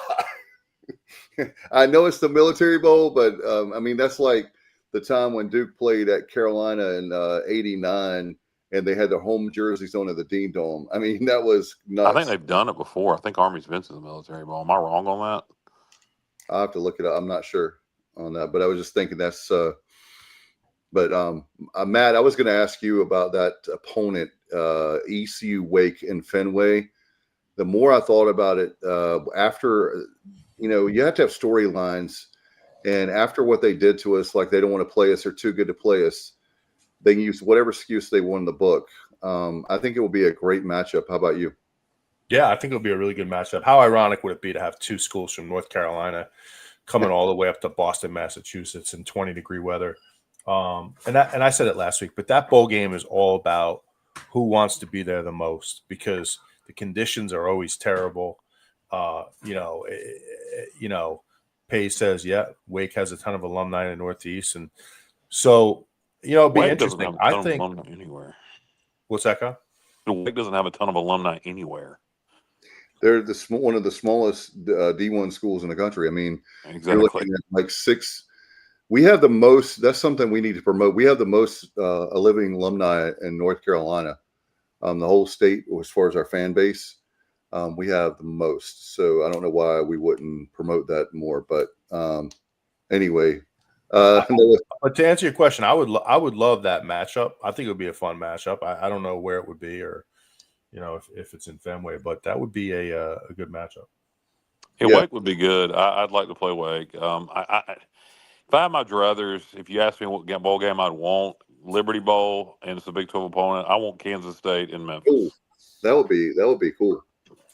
I would say, and that's another thing, Kyle. That's January 2nd. Yes, that would be easy one to make. Yep.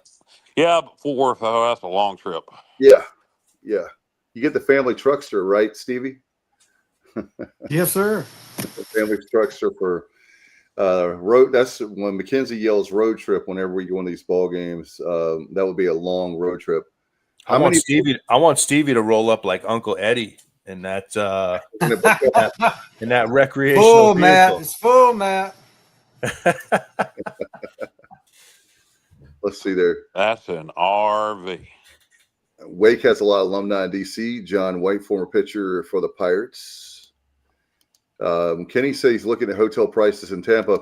By the way, Matt, I was surprised. I guess it makes sense. I was looking this afternoon because I figured maybe people would ask, but Boston and Tampa have really reasonable flights. I was really shocked. Maybe like between Tampa was a better price, about $157. Oh, that's good. And 274, 250s, 274 in that range for Boston. So I don't think is that for you out of Raleigh, Dave? Yeah. Gotcha. Yeah, I always try to travel like Raleigh or Norfolk, but Raleigh's bigger than Norfolk as far as the airport. So I feel like maybe they would have a better price. I don't know. Yeah, no, they should. The only bad thing about the Tampa game is good flights to Tampa. That's good because I think it's a tough trip to make because of the date to drive down. So that's good that the flights are reasonable. What is that? What is the date, Kyle? 19th at 2:30 p.m. Friday the 19th at 2:30 p.m. So a lot of people still going to be working. Yeah, if it was one day later on the 20th, it would make it so much easier. Agreed. And that tells you as much as they want attendance, that tells you that television is more important than attendance. But yeah, so Duke, wait, hey Matt, another one that I was thinking about. They may have one too many games, but I would really love another team that I would love to play in Fenway is Pitt. What do you think? No, thank you. They were looking really good for a while. They got they got their asses handed to them yesterday. Yeah. They've been a weird team this year. They're a little bit more used to the cold weather than we are. I don't want to play them in Boston. But I was thinking about the ECU Independent days when we played Pitt a lot, including beating them in that exciting game in '91 for the Peach Bowl year. Those kind of teams are teams that I wish we could schedule. I know we're not talking about scheduling tonight, but that's a team that I wish we had a home and home with. I know that's going to be hard these days, but it would be nice to play them. Look, it'll be nice whoever we're playing. But by the way, guys, when JR and Stevie, what do you guys want? What do you guys want? We want? Sorry.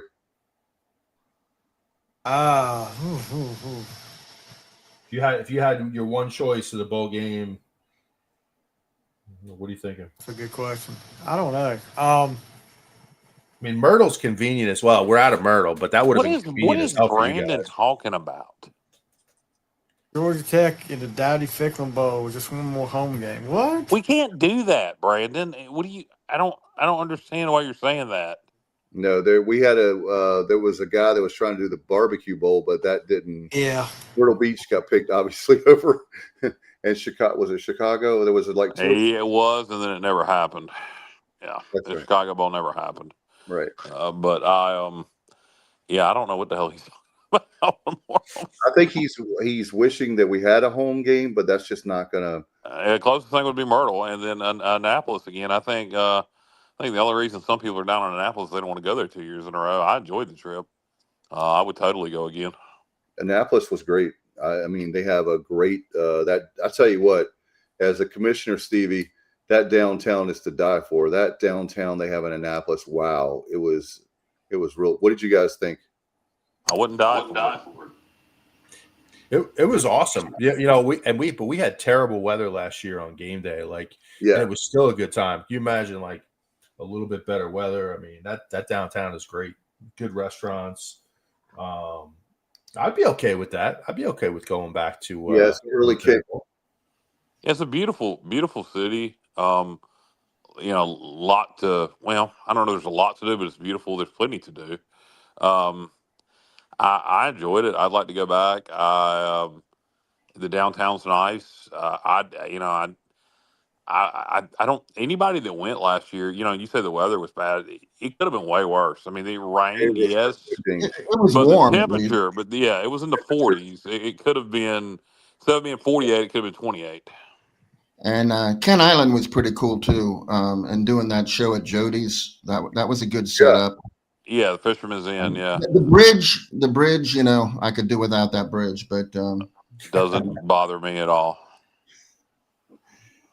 Yeah. So anybody that grew up going to the Outer Banks, that bridge does not faze them. Not at all. No. Hey, man, Kyle, not at all. And No, Jody, the Bay Bridge bothers me because it's so long. It's like 3 miles, and it's very skinny lanes. But I saw that Athlon Sports, I think it was, had us playing Cincinnati in the Liberty Bowl. Yeah, and that would be kind of interesting. Yeah, I saw that. I'd love to go to the Liberty. Okay. So I was going to say something about that. It'd be an interesting matchup because their tight ends coach is Curtis Fitch, whose dad was the Pirates offensive coordinator in 2007 through 2009. Curtis Fitch and Luke Mullet came from Cincinnati. So there's like a lot going on there between us and Cincinnati. So that might be interesting. I think go ahead, Dave. No, I was just going to say really quick. I think with Memphis, the great thing about Memphis is there's a lot to do there, and right after the New Year, January 2nd, that's a good time. Yeah, and I mean, since he wouldn't be my pick, it'd be fine. I'd love to play Kansas State. I think Kansas State is very beatable. I don't know how excited they'd be to play East Carolina. And I think they're a very beatable football team. Not the Cincinnati, not the Cincy, but on paper, I really like the Kansas State matchup. I agree. And Matt, we talk about all the time and guys, Stevie and Johnny chime in. We talk about all the time about potential teams we can play. How about that with K-State? That would be a great game, not only to have in a bowl, but maybe even we could do a 2-for-1 with them. I don't know. Sure. I don't know if they'd be interested, but it'd be great. And that is projected for Armed Forces in Fenway, but that's just a projection. It could also end up being them in Memphis. Kentucky firing Mark Stoops tomorrow. That I don't know about that. Kentucky should probably take a good look around and see that there's not a lot of people left out there to hire. So I don't know. Yeah, they got. I'll tell you, I was shocked how bad they got killed by Louisville. Right? Yesterday. Good Lord. That's why they're getting fired as people. I mean, that's Duke, North Carolina, and the state of Kentucky. That's Alabama, Auburn. I mean, that's a big rivalry. It's funny that they fired him now because, there were rumors out there that Summerall would like to go to Kentucky because he played there. That's where he played, and he's a huge Kentucky guy. So he would have probably been interested in taking that job. Michigan State hiring Pat Fitzgerald. Man, that is a tremendous. Now, I know there were issues at Northwestern. I get all that. But purely from a football perspective, the job Pat Fitzgerald did at Northwestern is unbelievable how good he was there. If you're Michigan State and you could pull that off, that's a damn good hire. Where's he been since Northwestern got rid of him for allowing? I don't think he was unhireable in some people's view, which is ridiculous, but that's how I feel. Isn't that right, Matt? Yeah, exactly. I think he was just basically trying to get out of the public spotlight for a few years. Yeah. And but I'm a fan. I don't know all that went on there, but just you like a good paddling? It was the hazing issue. He was. There was a lot of hazing going on at Northwestern. That's why I said, would you like a good paddling?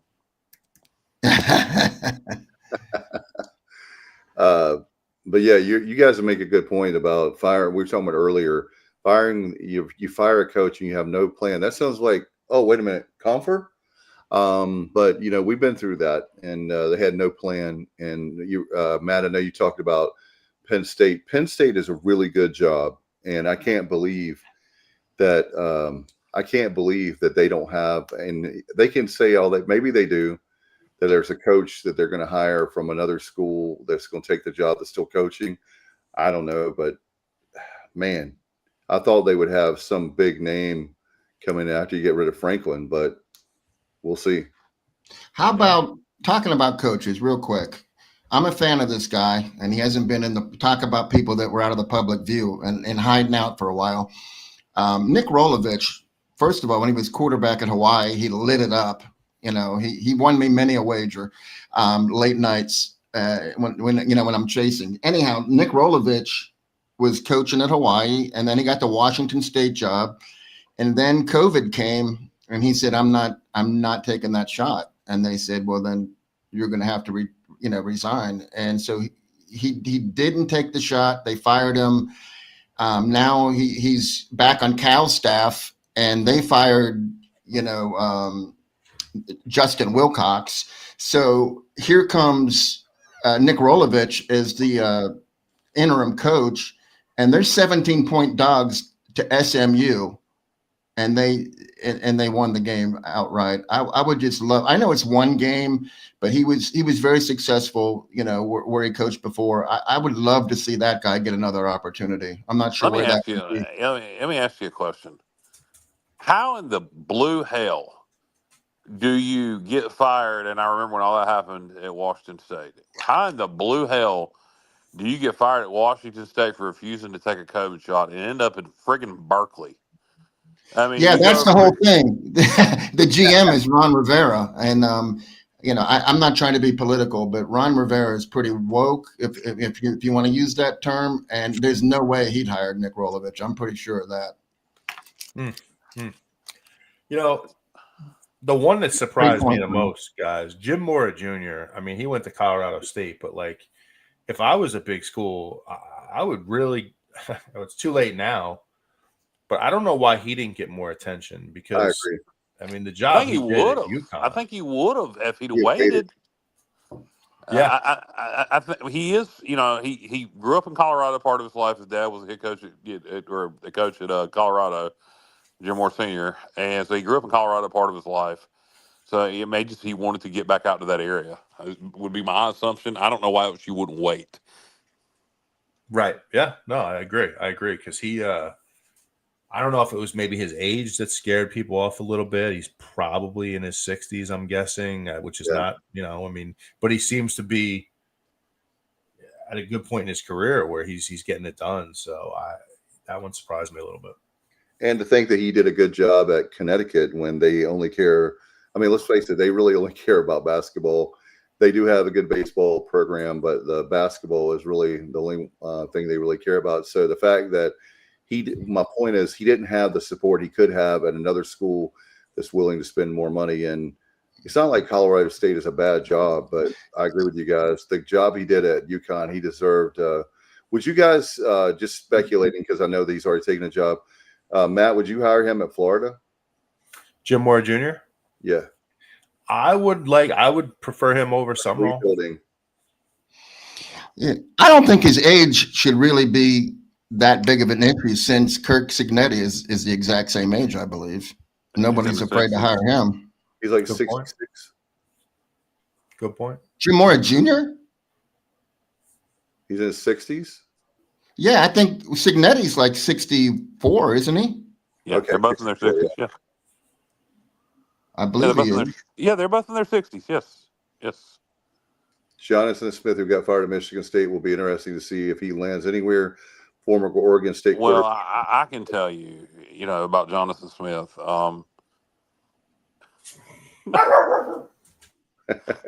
That's what nobody's going to get it. He's a dog. No, nobody's going to get this joke. Nobody's going to get it. But I can tell you, Jonathan Smith is an angel. Nobody's going to get that joke. No. Nobody. It's a TV. It's from a TV show. Highway to Heaven. Oh, okay. Yeah. Stevie is out. Yeah, Stevie, hope you're feeling better, dude. He's Stevie's checking out on us. He's not feeling well, so I don't even know if he's going to say goodbye. But there he goes. I know. Hey, Bubba, you just put up that Jim Mora Jr. is 64. What about Signetti? How old is he? As is Kirk Cincinnati. What did I call him? 66.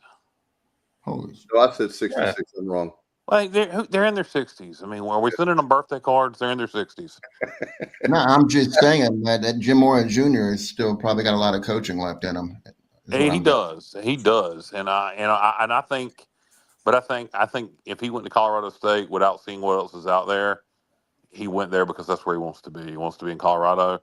Yep. And he grew up there. His dad was on the staff at Boulder, so I mean he's been. And everybody seems to hate that lives in Matt. I don't know if we'll wrap this thing up here. Matt, I don't know if you hate Connecticut, but I don't think you love it. Everybody seems to hate Connecticut that lives there. I don't love it, but some of the highest taxes in the country.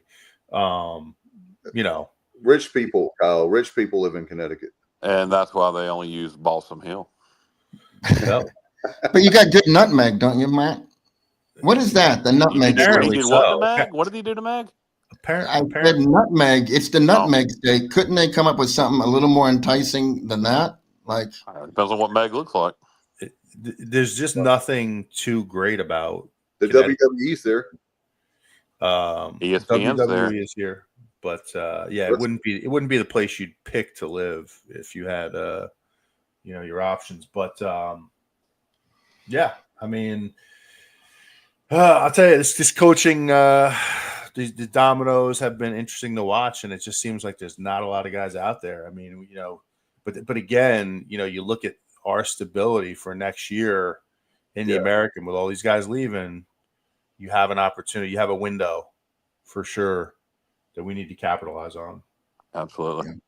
I don't know if we'll have a show Wednesday night or not. There's nothing to preview. We do have one. Why? Well, we have a Wednesday. We have a Wednesday show. We have none other than John he's actually been on our show once before, but we're going to have what you should get a pirate, for the student stores. John Palmer, the merchandise manager. He's definitely in. So we'll have a show on Wednesday. If y'all, I don't know if you want to do it, but if you don't, fine. But we're going to keep the continuity of Wednesday night, and if any rumors, anything we hear, anything from players from the portal, anything like that, we'll be talking about that, and there might be another guest or two that we can get. Well, Dave, you're forgetting something. I can't believe you're forgetting this. I thought you were a basketball guy. We're going to be talking about the big win over UMES. Yes. UMass. Maryland Beach Shore. We're going to be talking about how we just, destroyed them. So hopefully, anyhow. Well, I'll tell you guys, our basketball program is a dumpster fire right now. Don't get mad at me, JR, but I know. You know what I'm mad at? I'll tell you about Matt. I'll tell you what I'm mad at. I'm very disappointed I'm really disappointed in the job that Mike Schwartz has done. And, I just don't understand what he was trying to do with this team from just a positional perspective where he's trying to build a paint team in an era that's predicated on perimeter shooting and guard play, and you're trying to build a paint team with some very questionable bigs. I just don't get it, man. I'm lost. I don't understand what he was trying to do. Okay, Matt, let me just follow up with this. I actually have been feeling bad. Oh, I'm over it now. But I was feeling bad after the Wednesday show for a couple of days because I felt like I shouldn't have been so harsh towards Coach Schwartz. But a part of the reason is I had zero expectations for this team, like none. And I wasn't going to buy season tickets because for me, it's just too big of a commitment. But I did it based on what he convinced me that we were going to be competitive and these players were going to, there were the right pieces that we needed. And clearly that's not the case. And that's why I was a little bit harsher with Coach Schwartz than I should have been. But hey, I want to say that last season, obviously we needed a 3-point shooter then, and we had decent 3-point shooters. But if we would have had one guy that was better, it would have made a difference. And instead, we're like far worse from the perimeter. Like you said, this is not an era where you dominate in the paint. You need perimeter players. We have zero, none. So I agree with you, Matt. I'll be watching the game, but yeah, I'm kind of I kind of apologized for being so harsh last week because I am a basketball fan. Johnny, I know you called out Cameron from Goldsboro on Pirate Radio yesterday for the fifth quarter, and he called anybody spending money on basketball or idiots or something like that. A paraphrase. Yeah, well, that's exactly what he said, and then I said that he wasn't a true Pirate, and that he has no right to criticize people that are actually putting out money for a product that's not real good right now, but they're trying to make it better for Pirate Nation, and that he was scum. And then I felt bad about that. I really did. I mean, and if you're listening, Cameron, I don't think you're scum. I just was really puzzled by that remark. You would think that you'd want all the Pirate teams to do as best as possible. So right, his point, I know what he was trying to say. What he's trying to say, invest in football. In football, the problem is if you want our school, we want to be a Power 4 school. We want to be at the next level. And guess what? If our basketball program is atrocious, it doesn't matter how good our football. It doesn't matter how good the baseball team. It doesn't matter. Our Olympic sports can be good. It does not matter. Men's basketball, you have to spend more money, and that's. I don't think money's the issue. We spent $1 million. I think is piss poor coaching and piss poor talent selection. I mean, we spent over $1 million on the roster. It's basketball. I mean, it's a small roster. You know what's going to happen, fellas? There's just going to be donor fatigue. And I truly believe that. People are just going to get tired of donating large sums of money and getting this. And it's going to be hard to recover from when we start losing the donors that we have now. You know, it's going to just be hard. Blackwell, you know, when Schwartz leaves, when he gets fired at the end of this year, Blackwelder, I may be saying his name wrong. I know. Garrett Blackwelder. He's a billionaire. Probably ought to get his name right. He hasn't given me any money. That's why do I care? But I would let him. You know, we need a name. Find out who he wants. What name would excite him? And you know, if we hire who he wants, will he put in some money to get a big time hire in here for basketball? Because that's something we've never done. We've never made, you know. That's true. We always seem to make the wrong decision. I go back to when we brought back Dooley, when we could have hired Odom. He wanted the job. He was at, University of whatever the hell it was, Baltimore, whatever, that upset Virginia in the first round. But now he's the head coach of Virginia. UMBC. But you know what? I thought Dooley did a great job. I mean, I may be in the minority, especially the second time. I just feel like he did as well as possible. Yeah, I give Coach Schwartz credit also. I'm sorry, Matt. I just wanted to say I give Coach Schwartz, thanks for keeping RJ here for as long as he did, because RJ was a generational talent. You know, there aren't that many RJs out there, and he was able to keep him here. So I do respect that. Yeah, thanks, John White, for pointing that out. But I mean, it's amazing to me that, and I'll be honest, I'm very down on the program. I'm really down on when I watch that product on the floor. There's just the plan was, to roll with, look, I think Woodard is a solid player. He's not a perimeter shooter. Jordan Riley, very good all-around player, not a perimeter shooter. Travion LeBeau, I keep hearing about, he's out for the year. Yeah, I mean, was our plan to build? I mean, he didn't show much from the perimeter last year, if anything. Perimeter defense is good, but offense, not at all. Not one bit. So I just don't understand how you construct a team with no shooters. I mean, absolutely no shooters. It's inexcusable. And when I watch this product on the floor, it's a tough product to watch, guys. I mean, it's that St. Bonaventure game. If you go back and look at it, and I'm kind of going off a little bit now because it really bothers me. But like, St. Bonaventure did not shoot the ball well. in that game. They didn't play particularly until well the end. Until the end. We had every opportunity, but like as bad as they shot the ball, we were way worse. I mean, it's just unbelievable that in this era you're trying to build a team. Now, did he think Delorier was like some stretch 5? He hasn't shown any of it. I mean, what was this guy looking at? Here's the problem, guys, is that the problem is with this team is you have a lot of guys that have quote unquote potential. The problem is they didn't have a lot of playing experience. And now I'm not making excuses. I'm just telling you what's going on. And now they all had plenty of playing experience, not at the D1 levels. No, M-Bank did, but and obviously Gio coming from George Mason, but some of these other guys, they played basketball their whole lives. And what I noticed, Matt, was all of a sudden now Jordan Riley is our best 3-point shooter. And we both know Jordan Riley's a scorer. He's not a shooter. Right. Jordan Riley is a scorer. He's not a shooter. And if he's the guy that take all of our 3-pointers, then we've got big problems. Yeah. And what did we pay Corey Calker to come in here? I mean, he can't make an entry pass without turning the ball over. It's literally unbelievable. He finally got pulled, right? I'm sure you noticed that. And you know what I like? Hey, Matt, what did you think about them putting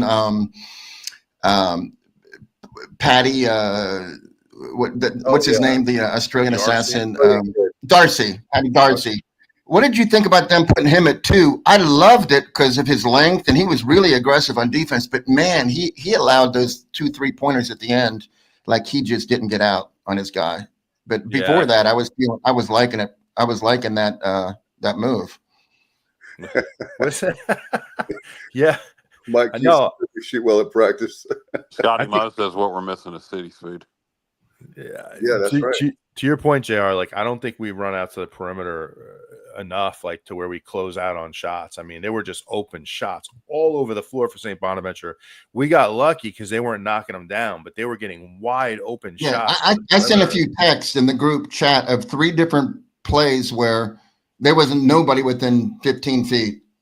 No. And one of them, 4 guys were on one side of the court, and there was only one guy on the other side of the court, and 3 St. Bonaventure players. And that guy taking a 3 literally was playing like a game of horse or something. There was no defense at all.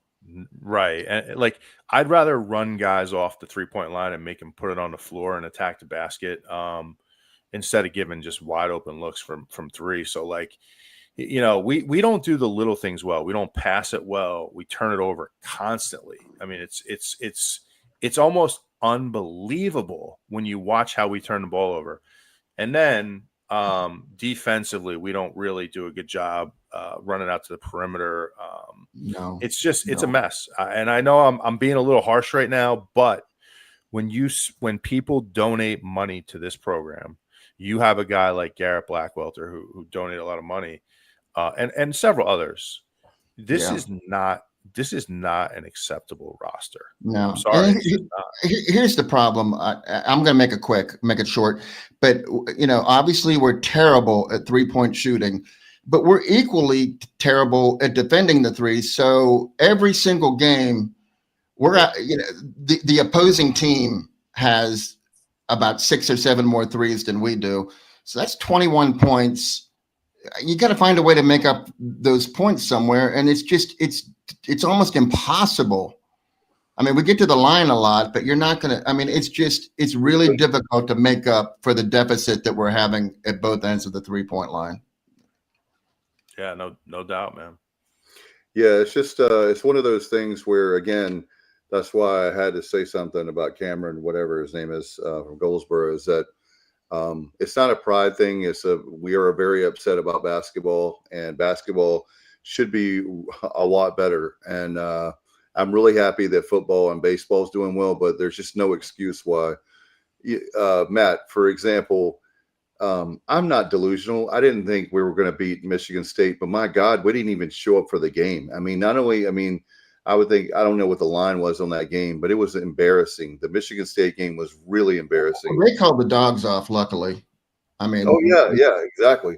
if they wanted to Jeff Traylor us, I mean, it would have been a 70-point win. Hey, speaking of Jeff Traylor, has that guy gone off the deep end in the last few weeks? Like, what in the world? I is know. going on? I agree with you. I mean, what happened with Army yesterday? I mean, what's going on with this guy? It's like he's holding grudges from games from last year. I do not think we had any cheap shots on McCown last year. I really don't. No, you know what? Kids wear their helmets so loose nowadays. It doesn't take much to knock someone's helmet off at all. That's true. I'll say this, Army's beat them twice, once in a conference game, once in a non-conference game in the Dome. You hear those rumors about the headsets, and hate to spread rumors, but God knows you ain't going to cheat against the U.S. government. So, I'm just saying. But anyway, Traylor's a red. If y'all heard, and this is coming from one, I think Traylor's a bit of a redneck. So just from hearing him speak, so I think that could be his issue. Pace has said he's just mad. He's bitter. He hasn't got a call from a better job. That might be true. Well, he's got to learn how to win on the road. It's crazy to say when somebody kicks your ass that I think if we played them again, particularly if it was in Greenville, like if we could play the Dowdy Ficklin Bowl, if we played them in Greenville, we'd beat the crap out of them. I agree, 1,000%. And you're right, Matt. He had some choice words with Monken. I mean, what are you doing? Like, okay, you had your streak come to an end, but you knew eventually the streak was going to come to an end. And it's not like Monken has a bad program or you lost to a really bad team or they did some cheap shots or, Jeff Monken is the most stand-up dude in coaching, I would think. I mean, I've listened to his podcast. I like him so much. I like him. That I listen to his podcast just because they're good motivational, he's very centered and he's not that kind of guy. Cut blocks, maybe.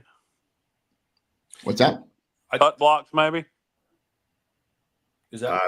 Are you asking why he was cut pissed? Blocks? Yeah, Traylor may be pissed because of cut blocks. I think it was something from last year when they played up at West Point. Something that happened on the sideline. I want to say,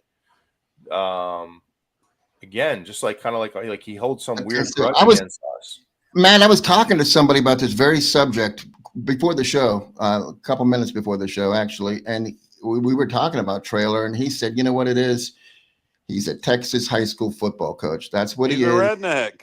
And you're right. And now he's on the sidelines of a major college football team, but he's still just a Texas high school football coach. And I think that's true.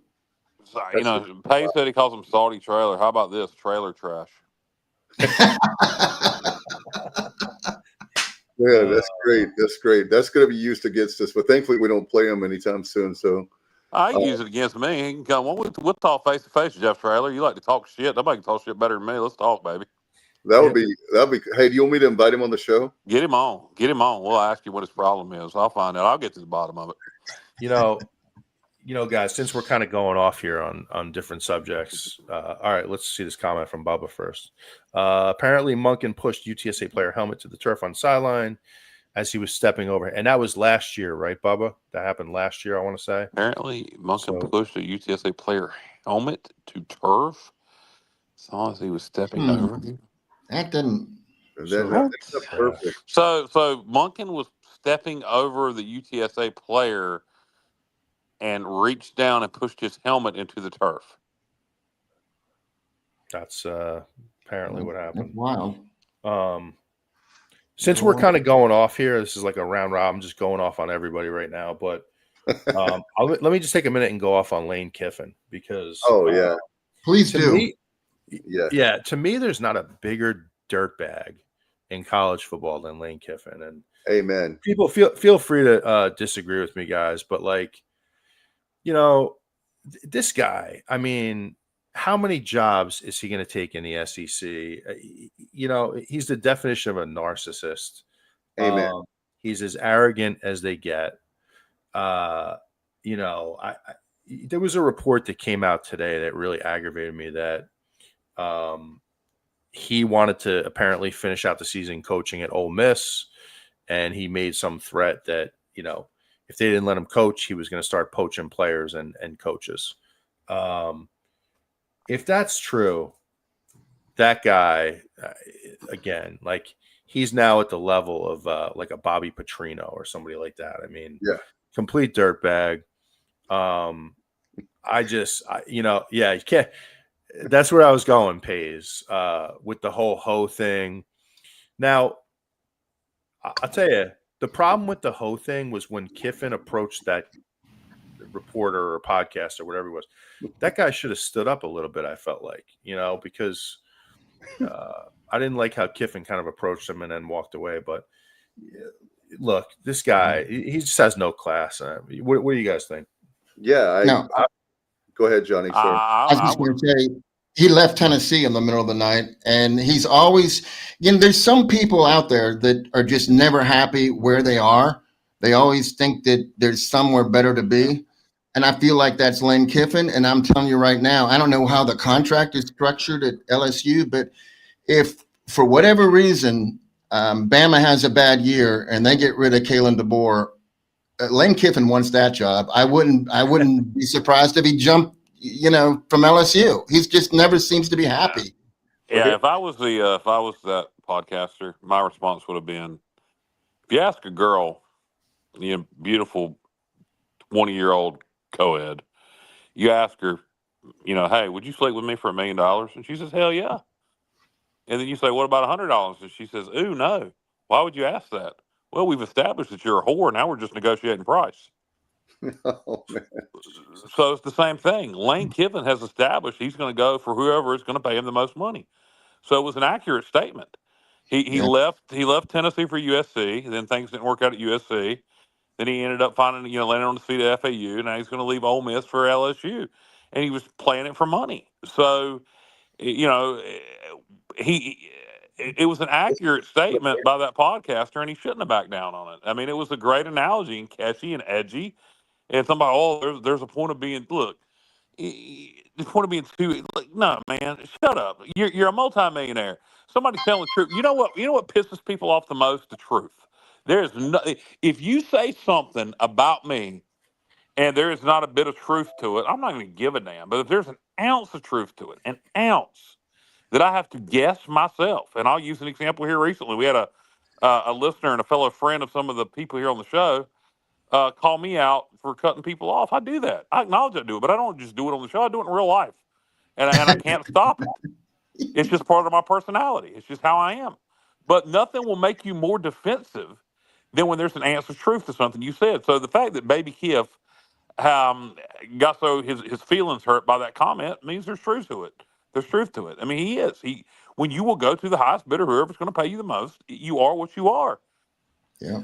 Nick Saban, when Lane Kiffin was the OC at Alabama, Nick Saban did not allow him to coach in the national championship game because he'd already signed with FAU, and he allowed him to coach the playoff game. But then he told Lane, "No, you're gone," because Lane Kiffin was selfish and he was given more time to FAU. And he wasn't concentrating. He was late for meetings, and that's just the way he is. He's the most important guy. So Nick Saban already sent him packing, and didn't allow him to go to the national championship game. So, Ole Miss is, I agree with exactly what they're doing. Plus, they have a head coach now. I would rather lose that game at Ole Miss than put up with his crap. It's just unacceptable, and yeah, well, I mean, what more can you say about this guy? I mean, he's just. And you know what? The reason why like I've been hearing. Sorry, Dave. Let me just finish this point, and then I'll shut up.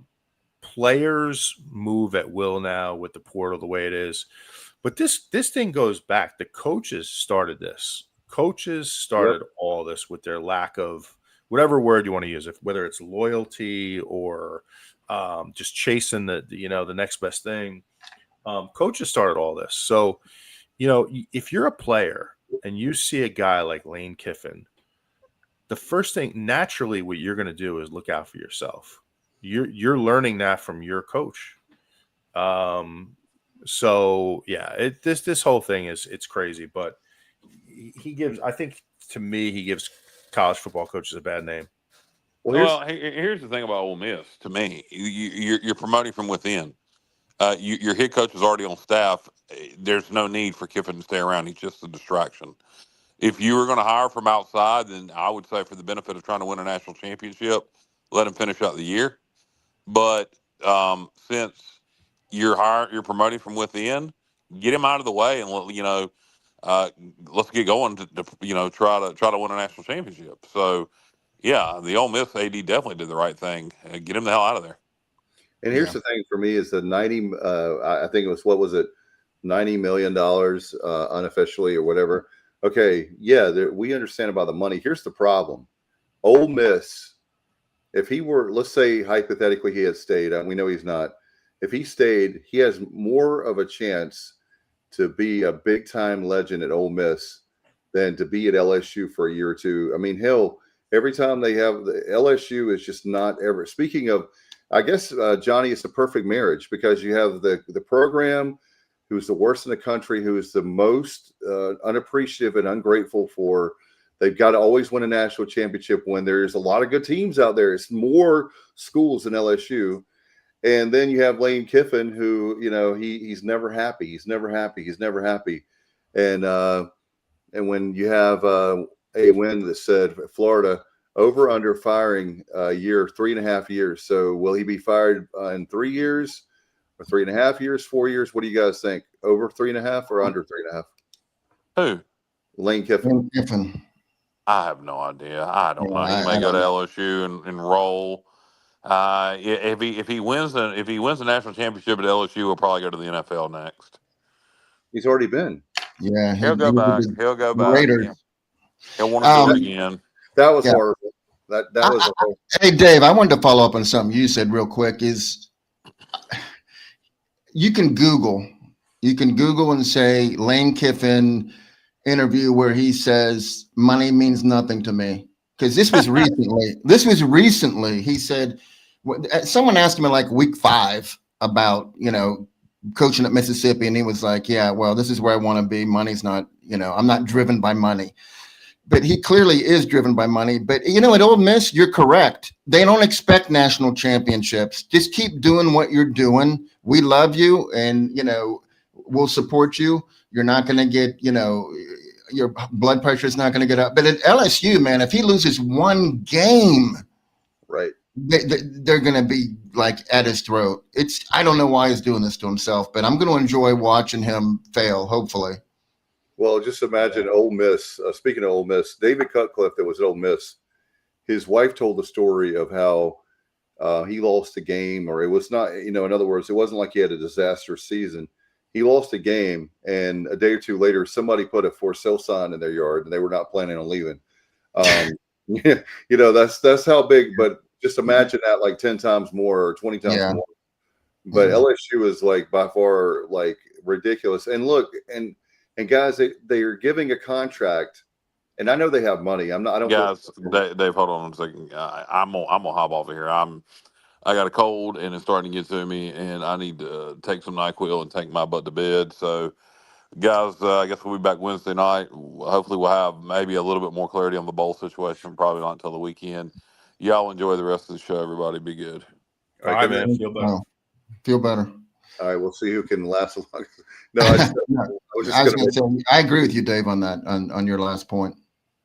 Yeah, it's really sad to see someone that he does this. I mean, he didn't. I thought for sure that I would have thought that he had learned his lesson after Tennessee, but look at him. He's just not. That was way early in his career, and then he's leaving. He gets fired on the tarmac, like we talked about. It just.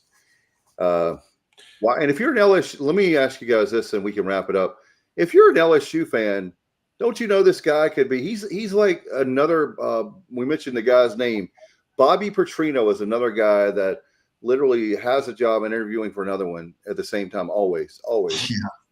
Yeah. And oh my gosh, do you guys have anything before we get out of here? Jeez, man, I think we covered a lot. We just went for 2.5 hours. So, I think so. Yeah, a lot to talk about tonight. yeah, I guess my final thing would be, it's going to be an interesting couple of weeks here to watch ECU, and hopefully the dominoes fall in a good way, where we get, coaches stay, Hauser stays, and we're able to keep this thing rolling in the right direction. My fear is that when that first domino falls, and if it does fall in a negative direction, things could snowball a little bit. So we'll see. Yeah. I would caution people not to freak out if a domino falls that you think is like, oh, we'll never recover from that. Because even with baseball, you get those, you see it, and then you're like, oh, how can we gonna? But it always works out. Well, not always, but in this era, we have the means to make things work. And like Dave, like you said, we're well positioned in the American for next season to make a really good run. So. We'll be okay in the portal. We're going to get some additions. We're going to lose some people, but I think overall, I have faith in Luke. I have faith in the entire coaching staff. We'll be fine. I don't know if you guys remember. I'm going to leave you on this point, but you remember when they literally said, "Oh my! Last year we had friends in social media, and then our friends in these chat, and the group text and all that.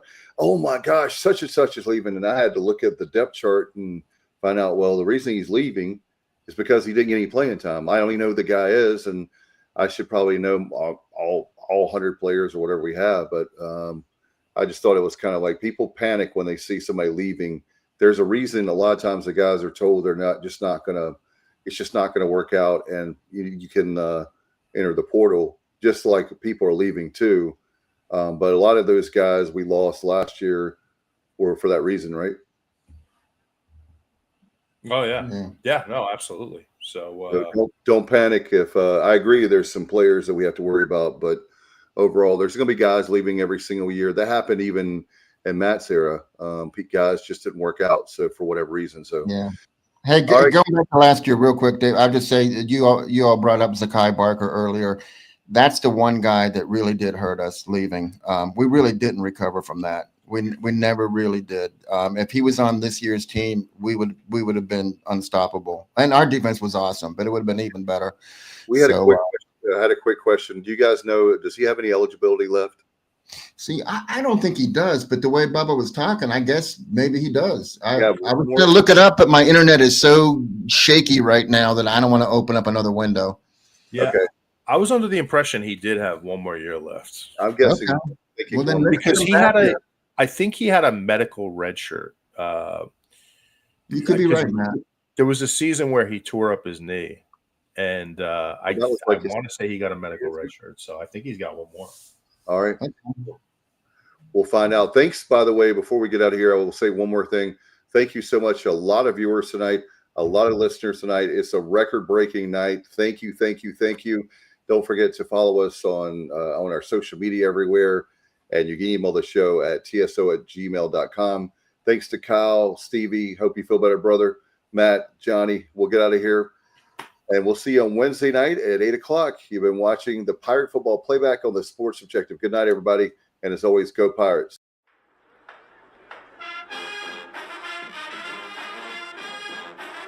You're watching the Sports Objective, the podcast for Pirates.